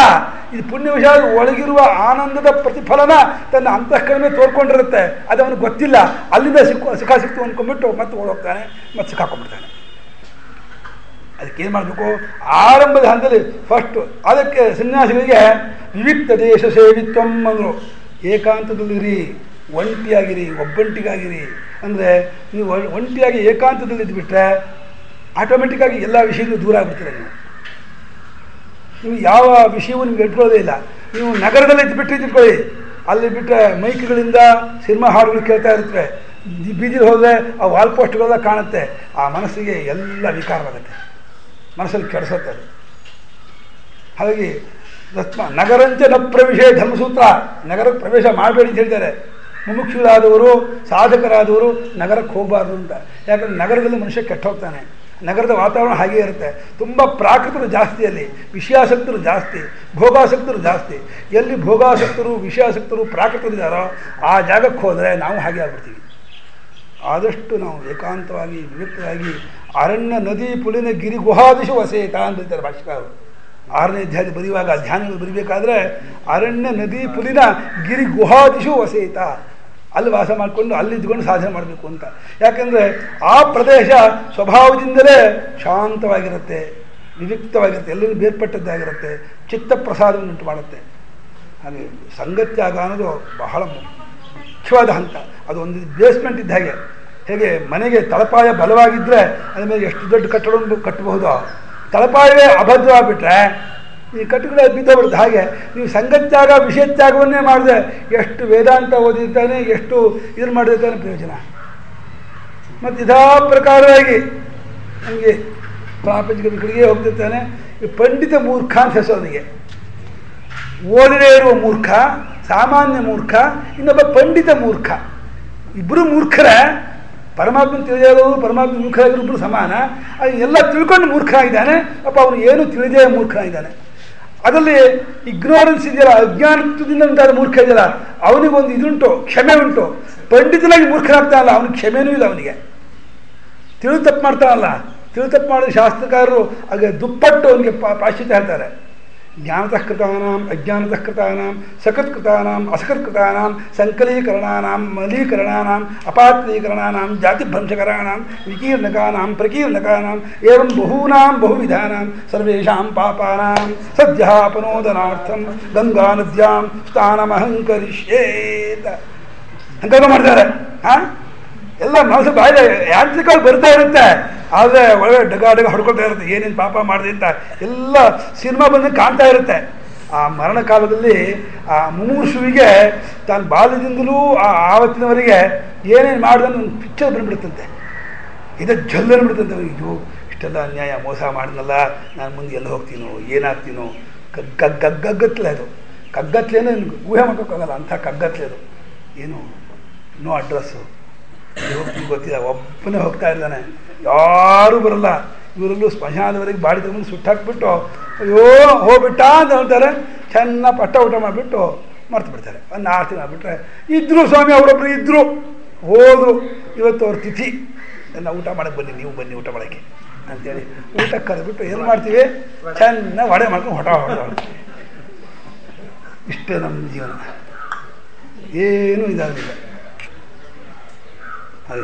ಅದಕ್ಕೆ ಅಂದರೆ ಆ ಭಕ್ತಿಗೆ ಸಾಧನ ಉಂಟು. ಅಂದರೆ ಸ್ವಯಂ ಭಕ್ತಿ ಸಾಧನ ರೂಪಾಯಿ ಫಲವಾದರೂ ಕೂಡ ಅದನ್ನು ಬೆಳೆಯೋದಕ್ಕೆ ಸಹಕಾರಿ ಸಾಧನೆಯನ್ನು ಅಪೇಕ್ಷಿಸಿ ಬಿಡುತ್ತೆ. ಅಲ್ಲಿ ಮೊಟ್ಟ ಮೊದಲನೇ ಸಾಧನೆ ಯಾವುದು ಅಂದರೆ ವಿಷಯ ತ್ಯಾಗ. ಆಮೇಲೆ ವಿಷಯವನ್ನು ನಮ್ಮ ತಾಯಿ ಇದ್ದರು, ಅಜ್ಜಿ, ಅವರು ಕಾಶಿಗೆ ಹೋಗ್ಬಿಟ್ಟು ನಮ್ಮ ತಾಯಿನೂ ಬೇಗ ಹೋಗ್ಬಿಟ್ರು. ಆಮೇಲೆ ನಮ್ಮ ತಾಯಿಯ ತಮ್ಮ ಒಬ್ಬ ಇದ್ದ, ಅವನು ಹೋಗ್ಬಿಟ್ಟ. ಅವ್ರು ಭಾಳ ಬೇಜಾರಾಗ್ಬಿಡ್ತು ಅವರಿಗೆ. ತನಗೆ ನನ್ನ ಮುಂದೆನೇ ಮಕ್ಕಳು ಕರ್ಕೊಂಡ್ಬಿಟ್ಟಲ್ಲ ಇಬ್ಬರು ನಾನು ಬಿಟ್ಟು ಭಾಳ ಬೇಜಾರಾಗ್ಬಿಟ್ಟು ನಮ್ಮ ತಾಯಿ ತಾಯಿ ಇಬ್ಬರು ಕೂಡ ಕಾಶಿಗೆ ಹೋದರು. ಕಾಶಿಗೆ ಹೋಗ್ಬಿಟ್ಟು ಅಲ್ಲಿ ವಿಶೇಷ ದರ್ಶನ ಮಾಡ್ಕೊಂಡು ಚಂದ್ರಮೌಳೇಶ್ವರ ದರ್ಶನ ಮಾಡಿಕೊಂಡು ಭಗವದ್ ಧ್ಯಾನ ಮಾಡ್ಕೊಂಡು ಕಾಲ ಕಳಿತೀವಿ, ನಮ್ಗೆ ಸಾಕು, ನಮ್ಗೆ ವಯಸ್ಸು ಆಯಿತು, ನಾವು ಕಾಶಿ ಕ್ಷೇತ್ರ ಬಿಟ್ಟು ಪರಮಾತ್ಮ ಧ್ಯಾನ ಇದ್ದುಬಿಡ್ತೀವಿ ಅಂತ ಹೋದರೆ ಇಲ್ಲಿ 60-70 ವರ್ಷ ವ್ಯವಹಾರ ಮಾಡಿರೋ ಮನಸ್ಸರು ಅದೇನು ಹೋಗ್ಬಿಟ್ಟು ಒಂದೇ ಕಾಲ ಬಿಟ್ಕೊಂಡ್ಬಿಡತ್ತಾ. ಅಲ್ಲಿ ಹೋಗಿ ಪ್ರತಿ ವಾರನೂ ಒಂದು ಕಾಗದ, ಏನು ಅವ್ರು ಹೇಗಿದ್ದಾರೆ, ಆ ತೋಟಕ್ಕೆ ನೀರು ಬಿಡಿಸಾಯ್ತಾ, ಆ ತೋಟದ ಅಡಿಕೆ ಎಲ್ಲ ಕೆಡಿಸಾಯ್ತಾ, ಆ ರೇಟೆಲ್ಲ ಇವಾಗ ಹೇಗಿದೆ. ನಮ್ಮ ತಂದೆಯವ್ರನ್ನ 2-3 ಕಾಗದ ನೋಡಿದ್ರು, ಸಿಟ್ಟು ಬಿಟ್ಟು 4ನೇ ಕಾಲದಲ್ಲಿ ಸುಮ್ಮನೆ ಹೊರಟ್ಬಿಟ್ಟು ಬನ್ನಿ ನೀವು ಇಲ್ಲಿಗೆ, ಈಗ ಕಾಶಿಗೆ ಹೋದ್ರು ಕೂಡ ಇದೇ ಯೋಚನೆ ಮಾಡ್ತಾ ಇದ್ದೀರಾ, ನಿಮ್ಮ ಶರೀರ ಮಾತ್ರ ಕಾಶಿಲಿದೆ, ನಿಮ್ಮ ಮನಸ್ಸು ಕಾಶಿಲಿಲ್ಲ, ಯಾತಕ್ಕೆ ಕಾಶಿಲಿದ್ದೀರಾ ಆಮೇಲೆ ಜೋರ ಬೈದು ಕಾಗದ ಬರೆದ್ರು ಅತ್ತೆಮಾನಿಗೆ. ಯಾತಕ್ಕೆ ಕಾಶಿಲಿದ್ದೀರಾ ನೀವು, ಅಲ್ಲಿದ್ದು ಇದೇ ಚಿಂತನೆ ಮಾಡೋದಾದ್ರೆ ಕಾಶಿಗೆ ಯಾತಕ್ಕೆ ಹೋಗಬೇಕು ಅಂಥೇಳಿ ಬೇಜಾರು ಕಾಗದ ಬರ್ತಿದ್ರು. ಸುಮ್ಮನೆ ಬರ್ರಿ, ನಿಮಗೆ ಇದಿಲ್ಲ, ಪ್ರಯೋಜನ ಇಲ್ಲ, ನಿಮಗೆ ಆ ವಾಸನೆ ಬಿಡ್ತಾ ಇಲ್ಲ ಅಂಥೇಳಿ ಬೇಜಾರು ಕಾಗದ ಬರ್ತಿದ್ರು. ಅಂದರೆ ನಾವು ಬಿಟ್ಬಿಟ್ವಿ ಅಂತ ಅಂದ್ಬಿಟ್ರೆ ಅಷ್ಟು ಸುಲಭ ಬಿಟ್ಬಿಡ್ತೀವಿ. ಅದು ಸಪ್ತಶತಿ ಬರುತ್ತಲ್ಲಪ್ಪ, ಇವನು ವೈಶ್ಯ ಸಮಾಧಿ, ಮತ್ತು ಇವನು ಆಮೇಲೆ ಇನ್ನೊಬ್ಬ ಇವನು ಕ್ಷತ್ರಿಯ ಸುರಥ. ಪಾಪ ಬಹಳ ಪ್ರೇಮ ಹೊಂದಿದಂಥ ವ್ಯಕ್ತಿಗಳು ಇಬ್ಬರುವೆ, ಮನೆ ಮೇಲೆ, ರಾಜ್ಯದ ಮೇಲೆ, ಆದಮೇಲೆ ಕಾಡಿಗೆ ಬಂದು ಎಲ್ಲ ಭ್ರಷ್ಟರಾಗಿ ಕಾಡಿಗೆ ಬಂದರೂ ಕೂಡ ಅಲ್ಲಿ ಋಷಿಗಳ ಹತ್ರ ಕೇಳ್ತಾ ಇದ್ದಾರೆ, ಋಷಿಗಳೇ ಯಾತಕ್ಕೆ ನಮ್ಮ ಹೆಂಡತಿಗಳೇ ನಮ್ಮನ್ನು ಓಡಿಸಿರೋದು, ಮಕ್ಕಳೇ ನಮ್ಮನ್ನು ಓಡಿಸಿರೋದು, ಆದರೂ ಕೂಡ ನಾನು ಕಾಡಿಗೆ ಬಂದರೂ ಕೂಡ ಇವಾಗ ನನ್ನ ಹೆಂಡತಿ ಹೇಗಿದ್ದಾಳೋ, ಮಕ್ಕಳು ಹೇಗಿದ್ದಾರೋ, ಅದೆಲ್ಲ ಹೇಗಿದೆಯೋ, ಇದೆಲ್ಲ ಹೇಗೆ, ಯಾಕೆ ಬರೀ ಅದರ ಚಿಂತನೆ ಬರ್ತಾ ಇದೆ, ನಾನು ಹೇಗಿದ್ದನ್ನು ಕಳ್ಕೊಳ್ಳೋದು ಅಂತ ಕೇಳ್ತಾರೆ. ಅದಕ್ಕೆ ಅವ್ರು ಹೇಳ್ತಾರೆ, ಜ್ಞಾನಿನಾಮಪಿ ಚೇತಾಂಸಿ ದೇವಿ ಭಗವತಿ ಸಾ ಬಲಾದಾಕೃಷ್ಯ ಮೋಹಾಯ ಮಹಾಮಾಯಾಂ ಪ್ರಯಚ್ಛತಿ ಅಂತ. ಅದನ್ನ ಪಾರಾಯಣ ಮಾಡಿ ದುಡ್ತುಕೊಂಡ್ರೆ ಆಗಲಿಲ್ಲ ಅಂದರೆ ಎಂಥ ವಿವೇಕಿಗಳಾಗಿರ್ಬೋದು, ವಿವೇಕಿಗಳಾಗಿದ್ರು ಕೂಡ ಆ ಭಗವತಿ ದೇವಿಯ ಮಾಯೆ ಇದೆಯಲ್ಲ, ಆ ಭಗವತಿ ದೇವಿನ ಶರಣಾಗತವಾದರೆ ಆಕೆ ತಾಯಿ, ಅಮ್ಮ ನನ್ನನ್ನು ಗೋಳ್ಕೋಬೇಡಮ್ಮ, ನಾನು ನಿನ್ನ ಮಗ, ನನ್ನನ್ನು ಉದ್ಧಾರ ಮಾಡಮ್ಮ ಅಂತ ಹೇಳ್ಬಿಟ್ಟು ಆಕೆಯ ಕಾಲನ್ನು ನಡ್ಕೊಂಡ್ಬಿಟ್ರೆ ಆಕೆ ನಮ್ಮನ್ನು ಎತ್ಕೊಂಡ್ಬಿಡ್ತಾಳೆ, ಉದ್ಧಾರ ಮಾಡಿಬಿಡ್ತಾಳೆ. ಏನಾದರೂ ನಾವು ಅವರಿಗೆ ವಿರುದ್ಧ ಹೋದ್ವಾ ಕಲ್ಲು ಮುರಿದು ಹಾಕ್ಬಿಡ್ತಾಳೆ. ಇನ್ನು ಜನ್ಮ ಅಂತೂ ತಲೆ ಎತ್ತಬಾರ್ದು, ಹಂಗೆ ಮಾಡಿಬಿಡ್ತಾಳೆ. ಹಾಗಾಗಿ ಆದಷ್ಟು ಮುಮುಕ್ಷುವಾದವನು ತಸ್ಮಾನ್ ಮುಮುಕ್ಷು ದೇವಾರಾಧನ ಪರಃ ಪ್ರಣೇಯ ಶ್ರದ್ಧೇಯ ಅಪ್ರಮಾದೀ ಸ್ಯಾದಿತಿ ಕಾಕ್ವಾ ಏತದ್ದರ್ಶಿತಂ ಭವತಿ ದೇವಾಪ್ರಿಯ ವಾಕ್ಯೇನ. ದೇವತೆಗಳಿಗೆ ಪ್ರಿಯವಲ್ಲ ಅನ್ನೋ ವಾಕ್ಯದಿಂದ ಇದನ್ನು ಅರ್ಥಾತ್ ತೋರಿಸಂಗಾಯಿತು ಅಂತ ಶಂಕರಾಚಾರ್ಯ ಭಾಷ್ಯದಲ್ಲಿ ಬರೀತಾರೆ. ಅಂದರೆ ಆದಷ್ಟು ಭಗವಂತನಲ್ಲಿ, ಭಗವಂತನ ಶಕ್ತಿ ವಿಶೇಷಗಳಾಗಿರುವ ದೇವತೆಗಳು ಯಾರು ಭಗವಂತನ ಒಂದೊಂದು ಶಕ್ತಿಯನ್ನು ವಿಶೇಷವಾಗಿ ಅವಲಂಬಿಸಿಕೊಂಡಂತಹ ಮಹಾಮಹಿಮರೇ. ಇಂದ್ರನಲ್ಲಿ ಪರಮಾತ್ಮನ ಬಲವೆಲ್ಲ ಇದೆ, ಬೃಹಸ್ಪತಿಯಲ್ಲಿ ಪರಮಾತ್ಮನ ಬುದ್ಧಿ ಇದೆ, ವರುಣನಲ್ಲಿ ಪರಮಾತ್ಮನ ಆಕರ್ಷಣ ಶಕ್ತಿ ಇದೆ, ಒಂದೊಂದು ದೇವತೆಯಲ್ಲಿ ಪರಮಾತ್ಮನ ಒಂದೊಂದು ಅಂಶ ಇದೆ. ಪರಮಾತ್ಮನ ಶಕ್ತಿ ವಿಶೇಷಗಳೇ ದೇವತೆಗಳು ಅಂತಂದರೆ ಅಂದಮೇಲೆ ಅಂಥ ದೇವತೆಗಳನ್ನು ಎದುರು ಹಾಕೋಬಾರ್ದು. ಆ ದೇವತೆಗಳನ್ನು ಚೆನ್ನಾಗಿ ಆರಾಧನೆ ಮಾಡಿ, ಅವರು ನಮ್ಮ ಇಂದ್ರಿಯಗಳೆಲ್ಲ ಕೂತ್ಕೊಂಡಿದ್ದಾರೆ, ಅವ್ರನ್ನೇನಾದರೂ ನಾವು ವಿರೋಧ ಮಾಡ್ಕೊಬಿಟ್ರೆ ಮತ್ತು ನಮ್ಮನ್ನು ಪ್ರಪಂಚಗಳು ತಳ್ಳಿಬಿಡ್ತಾರೆ. ಹಾಗೆ ದ್ವಾರಪಾಲಕರನ್ನು ಅರಮನೆ ರಾಜನ ನೋಡೋಕ್ಕೆ ಹೋದಾಗ ದ್ವಾರಪಾಲಕರಿಗೆ ಏನಾದ್ರು ತಾಕೀತು ಮಾಡಬೇಕು, ಅವ್ರ ಮೇಲೆ ಒಂದು 50 ರೂಪಾಯಿ ನೋಟ್ ಹಾಕಿದರೆ ಸ್ವಾಮಿ ಹೋಗಿ ಒಳಕ್ಕೆ ಮಹಾರಾಜ ದರ್ಶನ ಆಗುತ್ತೆ ಅಂತ. ಹಾಗೆ ನಾನೇ ಹೋಗ್ತಿದ್ದೆ, ಹೋಗಬೇಡ, ಮಹಾಸ್ವಾಮಿಗಳು ಬಹಳ ಕಾರ್ಯಗೌರವದಲ್ಲಿದ್ದಾರೆ, ಅವ್ರಿಗೆ ಪ್ರಸಕ್ತಿಲ್ಲ ಮಾತಾಡೋಕ್ಕೆ, ಹೋಗಬೇಡ ಅಂತಬಿಟ್ಟು ಅಡ್ಡಾಡ್ಬಿಡ್ತಾರೆ ಒಂದು ಕೋಲನ್ನು. 50 ರೂಪಾಯಿ ಹಾಕ್ಬಿಡಿ ಅವ್ರ ಕೈ ಮೇಲೆ, ಬೆಚ್ಚಬೇಡಿ, ಸ್ವಾಮಿ ಹೋಗಿ ಪೊಲೈಟಾಗಿ ಹೇಳ್ತಾರೆ, ಹೋಗಿ ನಿಕ್ಕೊಂಡು ಹೋಗಿ, ನಾನೇ ಕರ್ಕೊಂಡಿದ್ದು, ಬನ್ನಿ ಇಲ್ಲಿ ಬನ್ನಿ, ಹೀಗೆ ಬನ್ನಿ ಅಂತ ಹೇಳಿಬಿಟ್ಟು ನೀವು ಅವ್ರು ಸ್ವಲ್ಪ ಅವ್ರಿಗೆ ಸಂತೋಷಪಡಿಸ್ಬಿಟ್ರೆ ಹೆಂಗೆ ಮುಖ ಅರಳುತ್ತೆ ನೋಡಿ ಅವ್ರದ್ದು. ಹಾಗೆ ದೇವತೆಗಳನ್ನು ಚೆನ್ನಾಗಿ ನಾವು ಆರಾಧನೆ ಮಾಡಿಬಿಟ್ರೆ, ಅವರು ಸಂತುಷ್ಟರಾದರೆ ಅವರೇ ನಮ್ಮ ಹೃದಯದೊಳಗಿರುವ ಪರಮಾತ್ಮನ ಕರ್ಕೊಂಡು ಹೋಗ್ತಾರೆ. ಇವರು ಇಲ್ಲಿ ಕೂತ್ಕೊಂಡ್ಬಿಟ್ಟಿದ್ದಾರೆ, ಕಣ್ಣಲ್ಲಿ ಆದಿತ್ಯ ಕೂತ್ಕೊಂಡಿದ್ದಾನೆ, ವಾಕಲ್ಲಿ ಅಗ್ನಿ ಕೂತಿದ್ದಾನೆ, ಇಲ್ಲಿ ದಿಗ್ದೇವತೆಗಳು ಕೂತ್ಕೊಂಡಿದ್ದಾರೆ, ಇಲ್ಲಿ ವಾಯು ಕೂತ್ಕೊಂಡಿದ್ದಾನೆ. ಪ್ರತಿಯೊಂದು ಇಂದ್ರಿಯದಲ್ಲೂ ಕೂಡ ದೇವತೆಗಳು ಕೂತ್ಕೊಂಡಿರುವಾಗ ನಾನು ಅವರನ್ನು ಆರಾಧನೆ ಮಾಡಿದ್ರೆ ಒಳಗೆ ಹೋಗ್ತೀನಿ ಅಂತ ಬಿಟ್ಬಿಡ್ತಾರಾ? ಅವ್ರಿಗೆ ಕೊಡಬೇಕಾದ ಲಂಚ ಕೊಡದೆ ಹೋದ ಹೆಂಗೆ ಬಿಟ್ಬಿಡ್ತಾರೆ? ಅವ್ರು ಬರಬೇಕಾದ ಲಾಭ ಅವ್ರು ಬರಲೇಬೇಕಲ್ಲ. ಹಾಗಾಗಿ ಅವರವ್ರಿಗೆ ಏನೇನು ಸಲ್ಲಬೇಕೋ ಅದನ್ನೆಲ್ಲ ಸಲ್ಲಬೇಕು. ಇದರಲ್ಲಿ ಈ ಛಾಂದೋಗ್ಯದಲ್ಲಿ ದ್ವಾರಪಾಲಕ ಬ್ರಹ್ಮೋಪಾಸನೆ ಅಂತಿದೆ, ಪಂಚಬ್ರಹ್ಮೋಪಾಸನೆ. ಅದು ಹೃದಯದಲ್ಲಿರುವ ಪರಮಾತ್ಮನ ಉಪಾಸನೆ ಮಾಡೋಕ್ಕೆ ಮುಂಚೆ ದ್ವಾರಪಾಲಕರ ಉಪಾಸನೆ ಮಾಡಬೇಕಂತೆ, ಆಮೇಲೆ ಹಾರ್ದ ಬ್ರಹ್ಮ ಉಪಾಸನೆ ಮಾಡಬೇಕು ಅಂತ ಹೇಳಿದ್ದಾರೆ. ಅದು ಇದೇ ನ್ಯಾಯವನ್ನು ಭಾಷೆಕಾರ ತೋರಿಸಿದ್ದಾರೆ. ಅಂದರೆ ಪರಮಾತ್ಮನತ್ತ ಹೋಗಬೇಕಾದಾಗ ನಾವು ಎಲ್ಲ ತರಹದ ಸಿದ್ಧತೆಯನ್ನು ಮಾಡ್ಕೊಂಡ್ಬಿಟ್ಟು ಎಲ್ಲರೂ ಸಂತೋಷಪಡಿಸಿ ಒಳಕ್ಕೆ ಹೋದಾಗ ಅವರು ಭಗವಂತನ ದರ್ಶನ ಆಗುತ್ತೆ. ಅದಕ್ಕೆ ಮೊಟ್ಟ ಮೊದಲು ವಿಷಯ ತ್ಯಾಗ, ಸಂಗತ್ಯಾಗ ಇವುಗಳನ್ನು ಚೆನ್ನಾಗಿ ನಾವು ಅವಲಂಬಿಸಿಕೊಂಡ್ರೆ ನಮಗೆ ಆ ಒಂದು ಭಕ್ತಿ ಮಾರ್ಗದ ಮೊದಲನೇ ಮೆಟ್ಟಿಲ ಮೇಲೆ ನಾವು ಹತ್ತಿದಂಗೆ ಆಗುತ್ತೆ. ಅದಕ್ಕೆ ಭಾಷೆಗೆ ಸ್ವಾಮಿ ಬರೀತಾರೆ, ಗಂಧಾನ್ ರಸಾನ್ ನಾನು ರುಂಧ್ಯಾತ್ ಸುಖಂ ವ ನಾಲಂಕಾರಾಂಶ್ಚಾಪ್ನುಯಾತ್ ತಸ್ಯ ತಸ್ಯ ಮಾನಂಚ ಕೀರ್ತಿಂಚ ಯಶಶ್ಚ ನೀಚೆ ಸಮೀಪಚಾರ ಪಶ್ಯತೋ ಬ್ರಾಹ್ಮಣಸ್ಯ.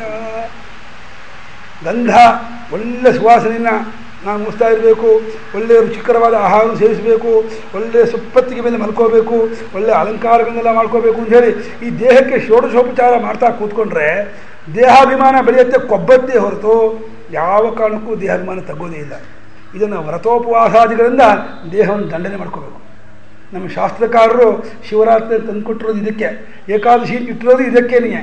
ಏಕಾದಶಿ ದಿವಸವಾದರೂ ನೀವು ಉಪವಾಸ ಮಾಡಿ ದಂಡನೆ ಮಾಡಿ ದೇಹ ದಂಡನೆ ಮಾಡಿದರೆ, ಇಂದ್ರಿಯ ದಂಡನೆ ಮಾಡಿದರೆ ಆವಾಗ ನಿಮಗೆ ಅಭಿಮಾನ ತೆಗೆದುಬಿಟ್ಟು ಒಳಗಿರುವ ಆತ್ಮವಿಚಾರ ಮಾಡೋದಕ್ಕೆ ಅನುಕೂಲತೆ ಉಂಟಾಗುತ್ತೆ ಅನ್ನೋಕ್ಕೋಸ್ಕರವಾಗಿ ಅವರು ವ್ರತ ನಿಯಮಗಳನ್ನು ಉಪವಾಸಾದಿಗಳನ್ನ ಅಲ್ಲಲ್ಲೇ ಇಟ್ಕೊಂಡು ಹೋಗಿದ್ದಾರೆ. ನಾವು ವರ್ಷಕ್ಕೆ ನೋಡಿದರೆ ನಮ್ಮ ಶಾಸ್ತ್ರದಲ್ಲಿ 12 ತಿಂಗಳಿಗೂ ಹೆಚ್ಚು ಕಮ್ಮಿ ಒಂದು 20 ವ್ರತ ಹಬ್ಬ ಇರುತ್ತೆ. ಇನ್ನೂ ಮಾಡ್ತಿದ್ದು ಹೋದ ಹೇಮಾವತಿನ ಗ್ರಂಥ ತೆಗೆದುಬಿಟ್ರಂತೋ 300 ದಿವಸವೂ ಮಾಡ್ಬೋದು ಪೂಜಾ ಪುರಸ್ಕಾರಗಳನ್ನು. ಒಳ್ಳೆ ಚಾಲ್ತಿಯಲ್ಲಿರುವಂತಹ ಹಬ್ಬ ಹರಿದಿನಗಳನ್ನಾದರೂ ನಾವು ಶ್ರದ್ಧಾಭಕ್ತಿಯಿಂದ ಮಾಡಿದರೆ ಖಂಡಿತವಾಗಿ ನಮಗೆ ದೇಹಾಭಿಮಾನ ತಗ್ಗತ್ತೆ, ಇಂದ್ರಿಯಾಭಿಮಾನ ತಗ್ಗತ್ತೆ. ಇದಕ್ಕೆ ನಾವು ಉಪಚಾರ ಜಾಸ್ತಿ ಮಾಡಿದಷ್ಟು ನಾವು ಭಗವಂತನಿಗೆ ದೂರವಾಗ್ತೀವಿ. ಅದನ್ನು ಮುಮುಕ್ಷು ಆದವನು ಮಾನಂಚ ಕೀರ್ತಿಂಚ ಯಶಶ್ಚ ನೇಚ್ಛೆ, ನನಗೆ ಎಲ್ಲಿ ಗೌರವ ಸಿಗುತ್ತೆ, ಯಾವ ರೀತಿ ಮಾಡಿ ನನ್ನ ಹೆಸರುವಾಸಿ ಆಗ್ತೀನಿ, ಯಾವ ರೀತಿ ಆದರೆ ನನ್ನ ಎಲ್ಲರೂ ನನ್ನ ಬಗ್ಗೆ ಮಾತಾಡ್ತಾರೆ ಅನ್ನುವಂತಹ ಯೋಚನೆ ಮಾಡಬಾರ್ದು. ಅದನ್ನೆಲ್ಲ ಬಿಟ್ಟು ಬಿಡಬೇಕು. ಅದು ನಿಜವಾದ ಬ್ರಾಹ್ಮಣನಾದವನ ನಡವಳಿಕೆ. ಈ ನಡವಳಿಕೆ ಇಟ್ಕೊಂಡವನು ನಿಜವಾದ ಬ್ರಾಹ್ಮಣ. ಬ್ರಾಹ್ಮಣನಾಗಿ ಕೇವಲ ಶಿಖಾಯಜ್ಞೋಪಯುಕ್ತದಿಂದ ಕೇವಲ ಜನವಾರ ವೇದಾಧ್ಯಯನ ಮಾಡೋದ್ರಿಂದ ಅಷ್ಟು ಮಾತ್ರ ಬ್ರಾಹ್ಮಣತ್ವ ಬರೋದಿಲ್ಲ. ಈ ನಡವಳಿಕೆಗಿದ್ದರೆ ಅವನು ನಿಜವಾದಂತಹ ಬ್ರಾಹ್ಮಣನಾಗ್ತಾನೆ. ಈ ನಡವಳಿಕೆ ಎಲ್ಲಿದ್ದರೂ ಅವನೇ ನಿಜವಾದ ಬ್ರಾಹ್ಮಣ. ಬ್ರಾಹ್ಮಣ ಅನ್ನಿಸ್ಕೊಂಡ್ಬಿಟ್ಟು ಈ ನಡವಳಿಕೆ ಇಟ್ಕೊಂಡಿಲ್ಲ ಅಂದರೆ ಯಾತಕ್ಕೆ ಆ ಬ್ರಾಹ್ಮಣ? ದಂಡ, ಅದೇನು ಪ್ರಯೋಜನ ಇಲ್ಲ.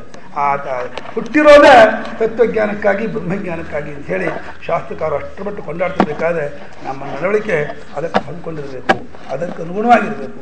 ಅದನ್ನು ಆದಷ್ಟು ನಾವು ನಮ್ಮನ್ನೇ ಆತ್ಮ ಪರೀಕ್ಷೆ ಮಾಡ್ಕೊಂಡ್ಬಿಟ್ಟು ಯಾವ್ಯಾವ ನಮ್ಮ ಕೊರತೆ ನಮ್ಮಲ್ಲಿದೆಯೋ ಆ ಕೊರತೆಯನ್ನೆಲ್ಲ ನೀಗಿಸ್ಕೊಂಡು ಆದಷ್ಟು ಆ ಒಂದು ಮಾರ್ಗದಲ್ಲಿ ಹೋಗೋದಕ್ಕೆ ಪ್ರಯತ್ನ ಮಾಡ್ತಾ ಇದ್ದರೆ ಖಂಡಿತ ಭಕ್ತಿ ಬಲವಾಗಿ ಬೇರೂರುತ್ತೆ. ಆಗ ನಾವು ನಿಜವಾದಂಥ ಭಕ್ತರಾಗಿ ನಮ್ಮ ಜನ್ಮ ಸಾರ್ಥಕವಾಗಿ ಸ್ವಯಂ ಕೃತಾರ್ಥ ಅನ್ಯಾಪಿ ತಾರಯಂತಿ ಅಂತ ತಾನು ಕೃತಾರ್ಥನಾಗಿ ತನ್ನ ಎಲ್ಲರನ್ನೂ ಕೂಡ ತಾರಯಂತಿ ಅಂತ ಮುಂದೆ ಬರುತ್ತೆ ಆ ವಿಚಾರ. ಸಮಯ ಆದ್ದರಿಂದ ಇಲ್ಲಿಗೆ ನಿಲ್ಲಿಸೋಣ. ಮುಂದೆ ಮಧ್ಯಾಹ್ನ ಮುಂದಿನ ಪಾಠ ಮಾಡೋಣ.